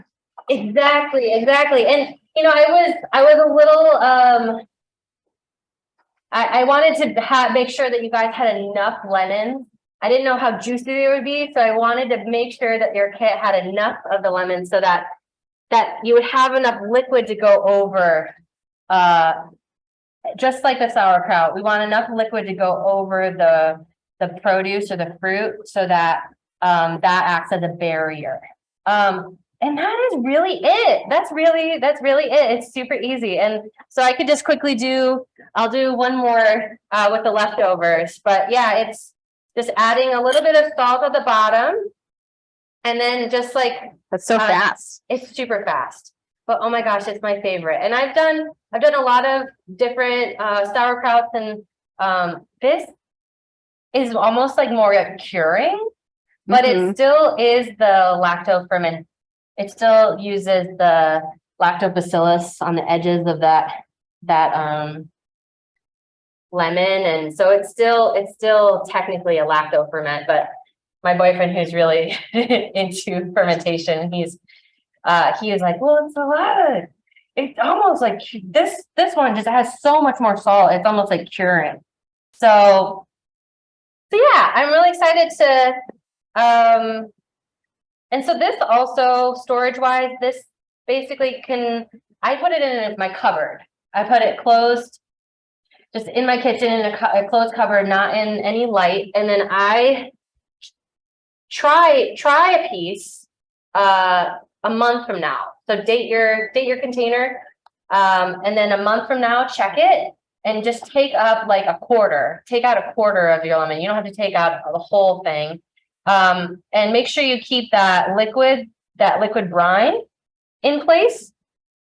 And just try it. Chop it up really finely. Add it to dressings or meat dishes. Honestly, I think you'll be surprised at how it is salty. So if some people rinse them before they use them, they rinse them underwater. But I'm kind of that person that I just use it. I just use it like salt. And then I've even had friends that I made this for, and they like the liquid the most. They're like, okay, I just want that liquid, the preserved lemon juice, and uses that in any marinades or dressings or toppings on something. So I bet it'd be good in some cocktails. Oh gosh, that'd be so good. Because traditionally it's a Moroccan dish that's used in like tagine or like any other rice or meat steamed dishes. But yeah, that's basically it. And then the directions from the recipe, so just shake it each day. You can do that, or is it not really necessary? honestly, you can. I have done both, and it's actually worked out fine. Because it's this recipe is so salty that you don't technically need to. And it won't have as much bubbles or activity as like your sauerkrauts. And then I just put the metal lids on, and you will see like on the outside ring, you will see a little corrosion if you you're 2 years out from, you have like a 2-year-old preserved lemon. You might get some like corrosion or rust on the ring, and you can replace it with a plastic one, but I really don't. That's just basically the salt. But it's still safe. It's still safe. And this innermost part has a little rubber and a little plastic, so that won't, you don't have to worry about that rusting. But that's it. That's it. You could put any spices in it if you want down the line, but I would say start with this one. And then you'll notice like I didn't have as much juice in the second batch, that by tonight or tomorrow, you'll see a lot more liquid fill up that container. And if you notice, I've never seen these get funky because there's just so much salt. It's in a citric acid in the yes. So that's really it. This is like the one that I was just like so excited to teach because it's so easy. But I'm more excited for yourselves a month out will you email me to let me know what you think about it? Because I really want to know, because it's super flavorful and it's totally underrated. Like, I think it's the most underrated. Okay, I think is asking, is it okay for the top lemon to be above the liquid? Yeah. And then it will soften in the next few days. So if you notice or you're feeling worried about it or something like that, you can take like a clean spoon and try and shove it down a little bit further. But I think that you'll notice that the liquid, as this kind of breaks down a little bit more and starts to digest, the liquid will rise above the lemon. Kendall said you don't have to burp it, you just keep it. No, this one has so much salt. If you feel like burping it, you can. And maybe try it. But this just has, The fermentation's slower. yeah, definitely On slower this because there's one. a lot more salt. So the more salt you put in, the slower and more stable the item would be. So just to clarify, for this lemon one, you can just use a regular lid to seal it tightly, but it has to be out of daylight, unlike the sauerkraut that you can probably just leave on your kitchen shelf. Yeah, I think overall we don't want too much sunlight on any of them. Ideally, you could probably keep them all in a cupboard together, closed. I definitely recommend, and it just will make it less volatile.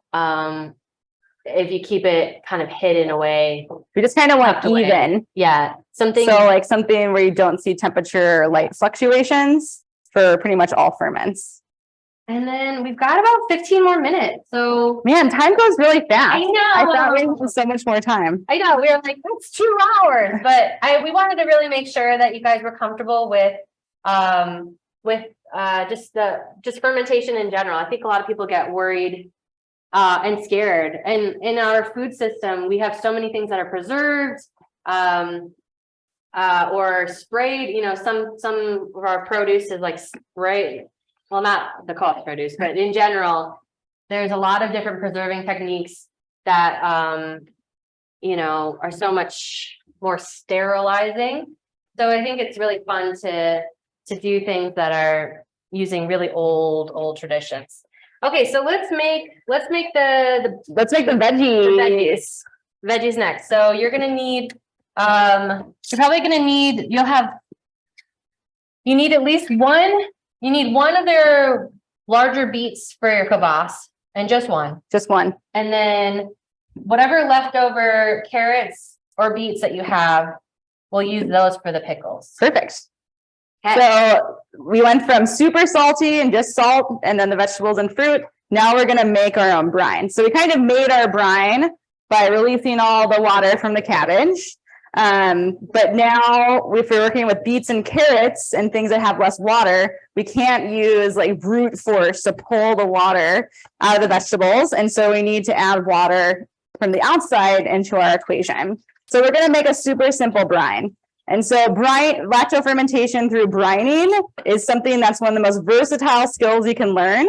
Because if you get the brine right, you can ferment anything. You can make fermented fruits, you can make fermented veggies in any combination, because the brine is what's going to create the environment for the lactic acid fermentation and the lactobacillus to really thrive within there. And so we just had a mason jar, but if you had any like larger container and you filled it up with what, like There's 4, yep. So this has 4 cups of water. 4 cups of water. And so you'll see a lot of different ratios and recipes for brine. This 3 tablespoons to 1 quart of water, or 4 cups of water is really kind of my go-to. Okay, So 3 tablespoons of salt. Yep. To 4 cups of water. Cups of water. And so this is what I use throughout the summer. And I honestly, you want to use non-chlorinated water because chlorine is a sterilizing agent. If they don't have it, it's fine. it's okay. Yeah, it might ferment slower than if you don't have chlorine in your water, but it's totally fine. So if you do a lot of fermentation, like one thing that I do is that I will buy a big jug of spring water at the beginning of the summer, and then I just make a giant thing of brine, and I buy this 3-gallon one with this like a tap in it. And so when I'm making fermented veggies, I just cut up my veggies and go get my brine on tap. Which makes it really easy. Gosh. You know you're a fermenter. Yeah, that's like a thing. So you just put 3 tablespoons of salt into a full mason jar of water. Yep. And now you're gonna stir it. Yeah, and if you do it in a mason jar, then you can shake it up. Okay. If you do it in a measure cup, which is what I usually do, you just stir it. Or if I do it in the big jug, then I shake it up. And there's gonna be some salt that doesn't dissolve right away, and that's fine. If you use cold water, it'll take longer to dissolve. If you use warm water, it will take faster. Don't use boiling water. I mean, it would be fine, but you can't put, you don't want to put boiling water on your vegetables because then it'll start to cook your veggies. Okay. And then how do you usually like to slice your veg? Yep. So now we're going to go to our veg. How you slice it, similar to the sauerkraut, is however you like to eat it. Smaller things will ferment faster and get softer faster. Larger cuts will ferment slower. So sauerkraut shredded pretty small, it'll ferment at a pretty fast rate. Big cuts of them might take a month or two to get soft through the fermentation process. So it all depends. But usually what I will do for fermented veggies is do just a simple dice, because then it's easy to scoop out of the jar and put on whatever you're eating. And so if I'm doing carrots, that means that I'm going to cut it. I usually cut it in half lengthwise. So we're gonna. This one, if they're using the garlic or peppercorn or any of that, I do that right now, the veggies, right? Yep. Is that going first? I'll get to that. That's good. Yeah. Yep. So that'll go in at the bottom of the jar first. Oh, okay. Yeah, that's a really great clarifying question. So yeah, we'll be using those little containers of the peppercorn, and we probably gave you more pepper, maybe, I guess we'll see how much peppercorn we want to use, but also the chilies, and the thyme and the garlic, we all have, so that's available for spicing the pickles. And we're using beets and carrots because these are good winter vegetables that are available now, but you can use any vegetable to do this process. And if you don't like the taste of beets, or you think that beets sometimes taste a little too earthy or dirty, or soily, I should say, because these are alive and soil's alive, then you can just peel them. Yeah. And then that takes that, and then you just have the sweetness of the beet. I don't mind the earthiness of the beet. So I'm just The more you eat beets, the more. Okay, if you need an intro to I wasn't always a big fan of beets. Honestly, I was like, oh gosh, it's so different than any other root. But hey, if you need roasted beets with carrots and onions is the best intro, I feel, for starting to like beets again. Or beet hummus. Beet hummus. So definitely recommend that recipe. So you'll notice they're pretty big dice. Okay. But they're the same size. They're pretty similar in size. And then how are you going to do the garlic? So I got my clove of garlic here. I got the skin off, which I just used the back of my knife to get that off. So now I have my vegetables. I got my garlic. And you're just going to keep it whole, or you want to chop it? I'm going to keep it whole. Okay. You can chop it, you can slice it. I like to keep it whole because it infuses the brine. And then at the end, you have this like beautiful pickled garlic that you can eat, or you can throw into a recipe. Oh my gosh. And you could do fermented garlic one day. And ours turned blue. Was it local garlic? Yeah. And it was normal. I looked it up, and they turned blue, and I was like, oh my gosh, but it was still fine. So make sure we still have beets for the next. Keep one beet. Keep one beet. If you accidentally chopped it up, that's okay. That's totally fine. Save the one beet for the kvass, which will be very, very similar. It's pretty similar to this. So when we go to pack our jar, we're going to put, it really doesn't matter that much, but what I like to do is I like to put the flavor in the bottom, and then put the veggies, and then pour the brine on top. And I hope that's what I put in my directions too. So I'm going to just put a handful of thyme. I really love thyme, especially with carrots and beets. That flavor profile is really nice. So I'm going to throw that in. Like a little bunch. We didn't use all of it. We just used probably a quarter of what you. I mean, you can put more in. It's all to your taste preference. And thyme is not super strong, so oftentimes you can't really overdo it. So we have our thyme. I'm going to throw my garlic clove in. These are crushed red pepper, which I love in fermented veggies. I really like things really spicy, so I'm going to put all of it in. All right. But if you don't, that's fine. Now it's a teaspoon. Okay. Yep. And then the peppercorns. I also really like black pepper. Okay. And I really like that bite that comes from peppercorns. Yeah. So I'm gonna throw all of them in. If you are not such a fan of pepper and not such a fan of spice or spicy things, then just put a couple in because that Yeah. flavor is really Yeah. gonna come through. It'd really be good. Or if you didn't want spicy and you have something else in the cabinet, more like I recommend like seeded spices, like coriander, whole spices. Mhm. Versus like oregano. Yeah, like, unless it's fresh. Flush the top. Yeah, the dried sort of like oregano or basil or things like that don't do very well. But if it's fresh, those tend to do. And you just a lot pack it better. in. So So I'm just packing it in. but you're doing it cute, like layers. I have layers. See, this is why we need to cook together. Because I would Aesthetics. be like mixing it all. So this looks really cute. So here's our nice jar. And now all we're gonna do, and I'm gonna use my funnel for this, but you really don't have to. Yeah. That's why the nice like liquid 4-cup liquid measure is Yeah. nice. You're just gonna fill it up. So how much? Fill up with brine. Same as the sauerkraut. We want our brine to come to like that first level of the jar. Not all the way, but Not all the way. just the first part. And So maybe you have to take a I might have couple to take a couple out because we want them to stay submerged Okay. in the brine. Okay, so this is the nice thing about if you can pack things in to keep it under the brine, then the veggies will do that work for you. So I'm kind of like packing in the veggies so they're using their own, I don't even know the right Yeah, structure yeah. and pressure to stay under the brine. That's a good idea. If not, you can use a weight. If not, you can use a cabbage leaf. If not, you can use a piece of plastic wrap that goes on top and then a little bit of water on top of that.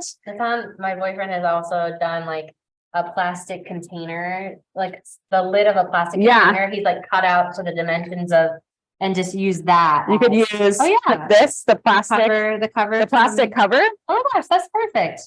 and then that just keeps it submerged under the brine. So what she just did was put the plastic from the spice jar that we gave you as the cover. So it just slowly goes in. Yeah. And then it acts as the weight to keep it submerged. Yeah, great. And so same That's it. thing with the sauerkraut. You can do paper towel, coffee filter, old t-shirt, ring, one-way valve, and then stick it on the shelf out of sunlight. And then this will be ready to go anywhere between two weeks on. Now, do we put this kind of lid on it? to So you prep it? can, Or yep, do the so, same, we could do the same yep. method. And you of- would have to burp this. So unlike the preserved lemons, there's a lot less salt in this than the preserved lemons. Mhm. So this will respirate as that lactobacillus, which I feel like I did a bad job of constantly reminding us that lacto-fermentation is encouragement of lactobacillus bacteria. Mhm. And then, so how many days on this one?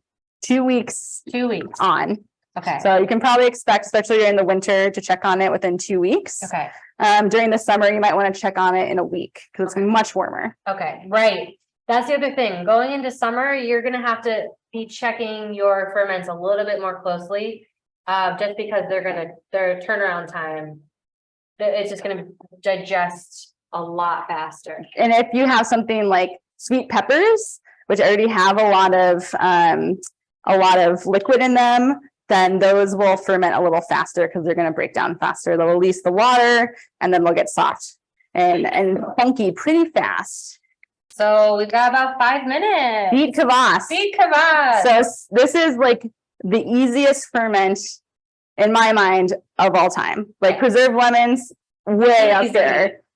Beet kvass, even easier. Has anybody tried beet kvass before? Like I'm talking about that super magenta liquid. So this is beet. Drink. This is beet kvass. So this is super dark liquid made with beets. Oh my gosh. It's a like super quick ferment. So it's salty. 2 to 4 days. It's salty. Beet kvass is Ukrainian and like from the area that is now Ukraine. You might have also heard of like bread kvass, which is Russian. And so Eastern Europe has a huge tradition of these types of kvasses. And it's a way to stay hydrated and replenish and utilize produce that might be not so great during the winter, or to keep things, you can still make them nutritious even if they're starting to turn or go bad. But like a fermented drink, right? A fermented drink. Yeah. So you can stretch the nutrition and stretch the food way longer.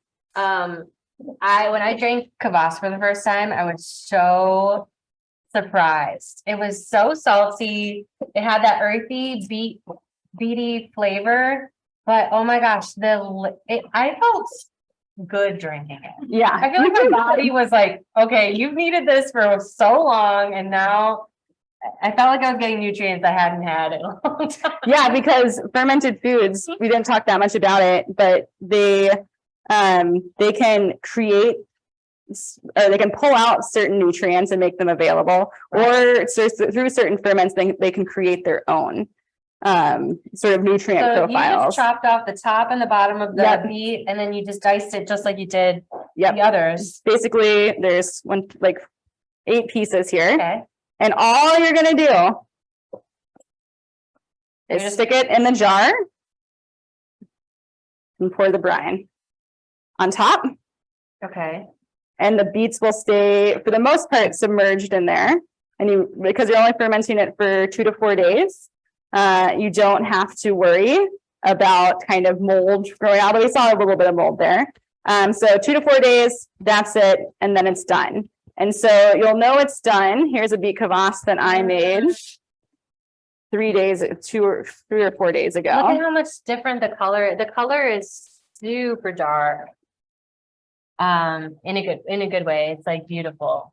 And so you know that it's ready because you'll have bubbles form on the top, and you have active movement happening through that. And then it's a pretty short one, because if it goes longer, it can be really easy for it to mold. Okay. But this smells intensely beety, a little salty. It has a dark color to it. So how much longer? So I would strain this now. You would strain it now. So we get to do that. Yeah. They ended up with one for me. If they ended up with more beets, they could fill it all the way up. Yep. And top it off. Yeah. And then Laurel's asking what the salt to water ratio for the brine. So 4 cups. 3 tablespoons of 4 cups, or like 3 tablespoons for a 32-ounce mason jar. And we just used that brine both for the veggies and for the kvass. And then you basically just strained it out. So you made this on the 9th. Yep. So last week. It's only it's the 14th. So yeah, 5 days ago. 5 days. Yep. So you strained it in 5 days. Yep. It's really fast. Okay, should we try It's because we're going for the liquid, not the beets. And then I would cook these beets. And then you can add, like, this one has ginger in it. Oh. You can make it ferment faster by taking some liquid from something else that's fermenting, and adding that in. That's called backslopping, which is a pretty gross term for it. Yeah.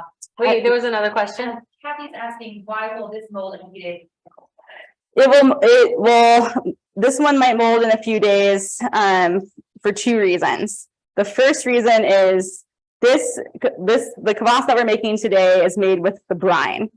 And so I messed up in this way, but we're making the kvass today with our brine that we use for the pickled vegetables.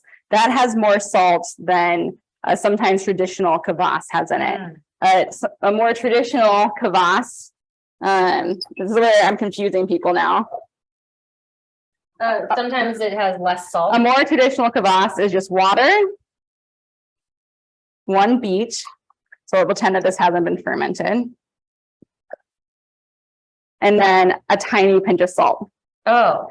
Okay. So Okay. it's a fast ferment. It's only a couple days. And so it can turn pretty quickly into mold. Okay. The recipe that I have today, so I made my kvass actually a different way, which is a bad thing to do, but I wanted it to No, it's gonna be good. do that. But the reason I have the brine recipe here is so that it doesn't mold. And so for beginners, making Yeah. kvass with the brine Yeah. is the easiest way to go. I kind of went on autopilot when I was making this kvass, because it's like more of an advanced So one. She asked, so we can add more water to this to make it more accurate. It'd be more water in water. Yep. Yeah, less salt, more water. Yeah, for kvass Yeah. usually. So the when you're fermenting basically you gotta keep an eye more closely on those on the ferments that don't have as much salt. Yep. Have more water. So I would say I'm less worried about the preserved lemons because they have a bunch of salt. And then the sauerkraut, and then the brine, and then The kvass. So the kvass, basically you could do just a pinch of salt with all water and one beet. Yep. But you could use the brine, or if you want to make sure like you're going to be out of town or whatever, and you don't want to look at as closely at it, you could add more salt and stuff. Yep. Slow the fermentation process. And so this is the beet kvass, and it's intensely beety. It's a little salty. So you can drink it on your own. Are there any questions? Here, Liz. Liz is behind the scenes. Cheers. Thanks, Liz. So Cheers it's to fermentation. fermentation. So this is the kvass after 5 days. And look how ruby it is. Very ruby red. Just after 5 days, it's a little less salty. Ooh. And if it's too salty, No. then all you have to do Oh, then you brought your sparkling water. is add some sparkling water to it. That's a great idea. And if you are a drinker, adding a little bit of gin probably takes away the health benefits, but it's really tasty. Jenny's asking me if adding citrus slices to your kvass, how much do you add? Ooh. Yeah, if you're adding citrus, I actually don't know. I've never made kvass with citrus, but I would assume that it's one beet, so maybe like a quarter of a lemon or something, because you're not using that much vegetative material. I think the ginger concept is good. But yeah, just do a couple slices. So I just did a couple slices of ginger in there. So yeah, ginger is a great one to add. You can make it more savory by adding garlic or thyme in that. You can also add pickle juice. Cardamom would be great. But if I don't have a dechlorinated water at home, can I just boil water for like 10 minutes and cool it down? yeah, boiling water can help release some of those things that are often in tap water. Sometimes even you can leave a glass of chlorinated water out uncovered, and after a little bit, some of that will just evaporate. Yeah. So some of the water we use for our brine comes from the co-op, so it's chlorinated. So I would say you don't have to worry too much about that, because I feel like people have been fermenting for so long, and they, even hundreds of years ago they didn't have the chlorinated water, but I think a lot of people have adapted to where they are. Sorry, Edward's asking how long to ferment the pickles. That was about 2 weeks. Yeah, 2 weeks on. So 2 weeks, 6 months, still tasty and delicious. It all depends on how soft you want them and how like funky fermenty taste that you like. So start tasting. I would say start tasting after 2 weeks, and then keep it going as long as you want. So 5 days for kvass. You could even go longer. You could go longer. It's usually 2 to 5 days or so. 2 to 5 days for kvass. 2 weeks. 2 weeks for the pickled vegetables. I would say about a month. Start with a month for the preserved lemons. I've gone like 8 months, and it's just been good. People ferment vegetables and other things for years. It gets softer. And it's totally it gets fine. A lot softer as you wait. So I've recommended what I usually do with preserved lemons is maybe take out a portion of the lemon and see where it's at and use it in a recipe after 30 days, but then put it back in your cupboard and let it get softer. And so I've had some that are super old that I'm just like going in, okay, I'm like, oh, I need a garnish or I need something. I'll just take a portion. So I won't put it even in the fridge. This is one that I hardly even put in the fridge. If it gets to a point where it's super soft and you're like, all right, that's enough. That's enough out of you. Put it in the fridge and it will kind of be, it won't further reduce. And then kraut, 1 week to 2 weeks to years. Yeah. On the kraut. And just taste as you go. And if you like crispier, firmer kraut, you're gonna want to get it sooner. So maybe a couple weeks to a month. If you really like that soft, funky kraut, let it ride, let baby. it go. Let it Let it go. ride. There's krauts that are probably years and years. Yeah, old. I mean, there's kimchi's. Like Korea has the most amazing history of kimchi's, where they have hundreds Yeah. of different types, from 2-day, couple hour, really short ferments to years of fermentation. So it all depends on the type and what you're doing. So super. I hope this has demystified and simplified some of the fermentation process. We'll stick around for a while if you have questions. And one thing that I want to end with is just a huge expression of gratitude for you all for being in this class, for you, Sarah, for co-teaching this class, to you, Liz, for running tech, and the co-op for hosting these, but also for the farmers that grew these vegetables, for the farm workers and folks that brought the other products to this table, and for the microbes themselves and the lactobacillus bacteria and all of the parts of our lives that go unseen but are doing really amazing work in the background. So thank you for that. Yeah, it's so nice to have you here, and I was so glad to see all of you guys sign up. It was so nice to meet a lot of you, and yeah, we would love to answer any lingering questions or add to the conversation. One thing that I was kind of curious, I just wanted to let you know that we post all of our future cooking classes on our website. We also do newsletters and emails about upcoming classes. So feel free. I would love to see you at more classes in the future.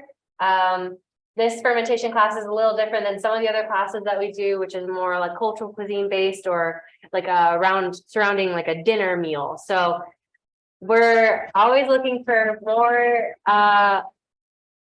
insight on things that you're interested in learning, other types of fermented classes that you'd be interested in the future. So we're really able to kind of cultivate and grow based on our interest of the participants. But let me know. It's an amazing way to support the co-op, which does so much for this community and the farmers that are able to sell produce here. So You can say that there was somebody. Yeah. Kendall's asking the valve lid method. yeah, I've seen way greater success with less mold incidents in these one-way valve lids. This one probably being the best one. That doesn't mean that it still doesn't happen, but I see my success rates go up with those types of lids, and that type of lid there that has a water lock is going to be like the crock lid. This is a little overdoing it. Yeah. The fermentation crocks. The water seals are really amazing at keeping mold out. You do not have to have the big guy. I would say the fun thing would be to, do like a big kraut fermentation day with a couple of people. Make it a party. If somebody has something like this, make it something that you can kind of split up afterwards once it's done.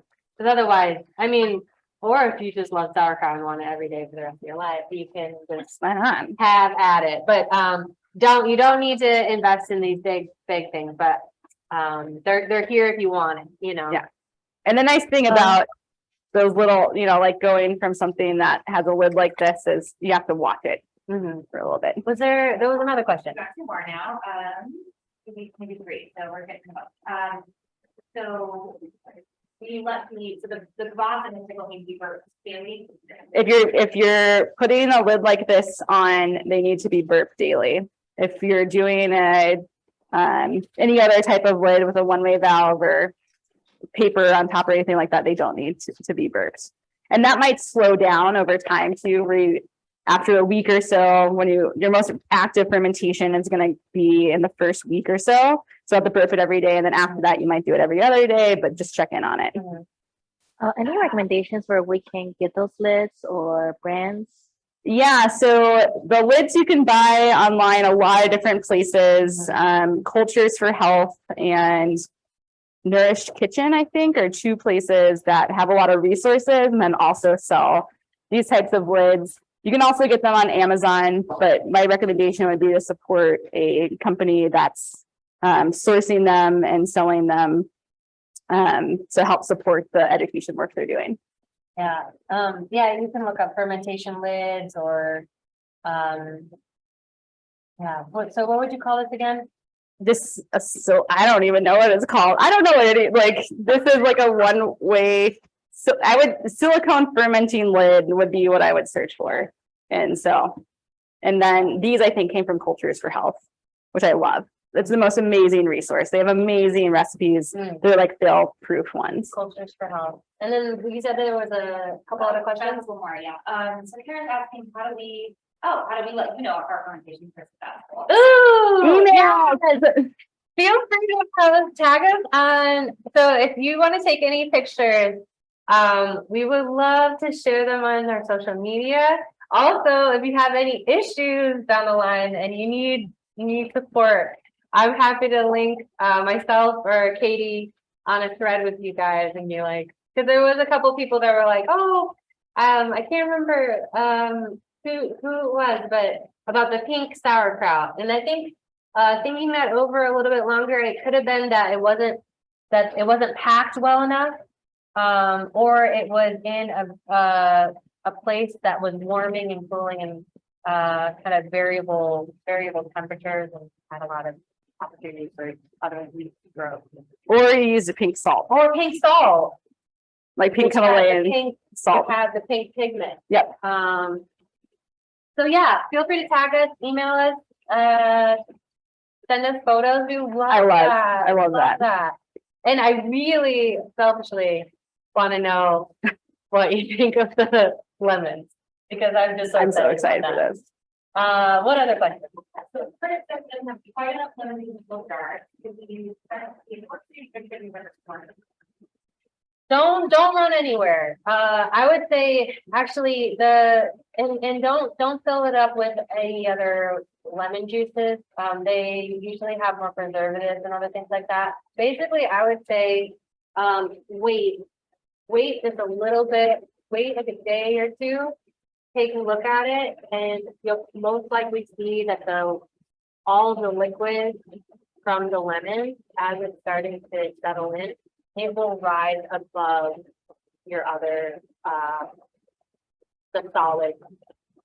So don't add any outside lemon juice or any other citrus. If for some reason you wanted to do oranges and you had fresh oranges or any other citrus that you wanted to add into there, mixing the citrus is a little tricky because sometimes like kvass or oranges are not as dense as these. Like mixing Meyer lemons, which are softer than the harder lemons. They ferment in different paces. So I would just say wait and just let the lemon release more liquid, and you'll see. Email me if it doesn't happen. We can talk more. You can always add a little bit more fresh lemon juice, but I wouldn't go. Don't go out on a trip.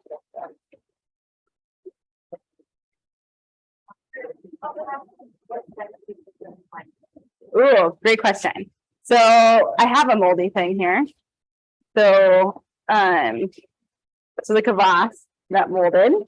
And so you have a couple of different options. If you're allergic to mold, like highly allergic to mold, toss out the entire thing because you don't want to deal with the spores that come from any mold if you're highly sensitive to mold. If you're not highly sensitive to mold, then what I usually do is I literally just fish out the mold. So like I just have a little bit of mold here and then I just throw them out. And the mold usually means one, not everything was submerged, or two, there was some mold on whatever I put in the ferment. So there's already mold spores there that were then able to colonize and take over the balance of the bacteria and the yeast and the other microbes that are in there. And so with this kvass, because it's a short ferment, I would take the mold out, I would strain out the liquid, and I would put it in the fridge right away. I'd let it sit a couple of days and see if it remolds. And if it remolds, I'd throw it out. If it doesn't, I'd go ahead and drink it pretty fast. You know, for something like a sauerkraut, if it starts to mold, I just scrape off the mold Yeah, and then eat it. yeah, me too, actually. I just scrape off the mold. Or it will, maybe you'll see yeast or a white canned yeast, different type of yeast that sometimes you'll find when you have older ferment. Mhm. And I just scrape that, excavate that layer off Mhm. and just make sure if it's starting to get really yeasty, that's also a kind of inclination to put it in the fridge, but then probably does. Yeah. But yeah, you can scrape it. Anything that's like black, Pos black. anything that you notice even from the side of the jar where it's like, you just feel like there's colors that you really shouldn't be there. I just wouldn't even open it up and I would be like, okay, I'm sorry. Or open it outside. Yeah. So the spores. Into fresh air so that it's not in your house. If it's black or any ultraviolet color, that's not good. So those Like are purple. like purple, like neon green, neon yellow, Bright blue. bright blue, those sort of things. Those are kind of a no-go. Iffy colors. Yeah. But yeah, feel free to reach out. Are there other questions? Awesome. Anything lingering? You didn't really talk about your how your all of the work that you do with polyculture and agriculture. Oh, Down the line, we'll have to have Kaitie back to do more education classes, and we're super excited to do. We're starting with in-person classes again. A lot of them are selling out pretty quick, but I definitely recommend joining us for Sarisha's class. She's gonna be teaching an Indian cuisine class in February. It comes with a meal kit. We also have a few spots to our Taste of Japan class series. And then we also just started a cocktail workshop and classes in person that we'll be announcing for February. So feel free. I just want to say thank you so much to everybody who's interested in fermentation and joining us for the class, and especially special shout out to all those that have taken many classes and are coming back, but also welcome to all the people that are doing this class for the first time. So thanks for supporting Common Ground and learning something new. And I hope you guys really enjoy all of your ferments. And feel free to send us emails, photos, anything like that. We'd love to spread the word. And yeah, thank you guys again. Have a wonderful weekend and have fun with babysitting your new pet.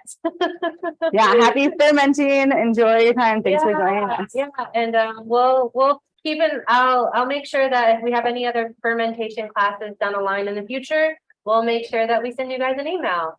But yeah, thanks so much. Thank you, great class, learned a lot, very helpful. Good, yay! You're not when you always have microbes and us here with you. You killed me, oh my god. You think you're alone in your house, but you have. Oh my gosh, that would be like a funny like fake horror movie. But no, this will be fun. Well, thanks guys, and we'll let you get back to the rest of your weekend, and we'll keep you posted on any future classes. Okay, you're the best. Thanks so much.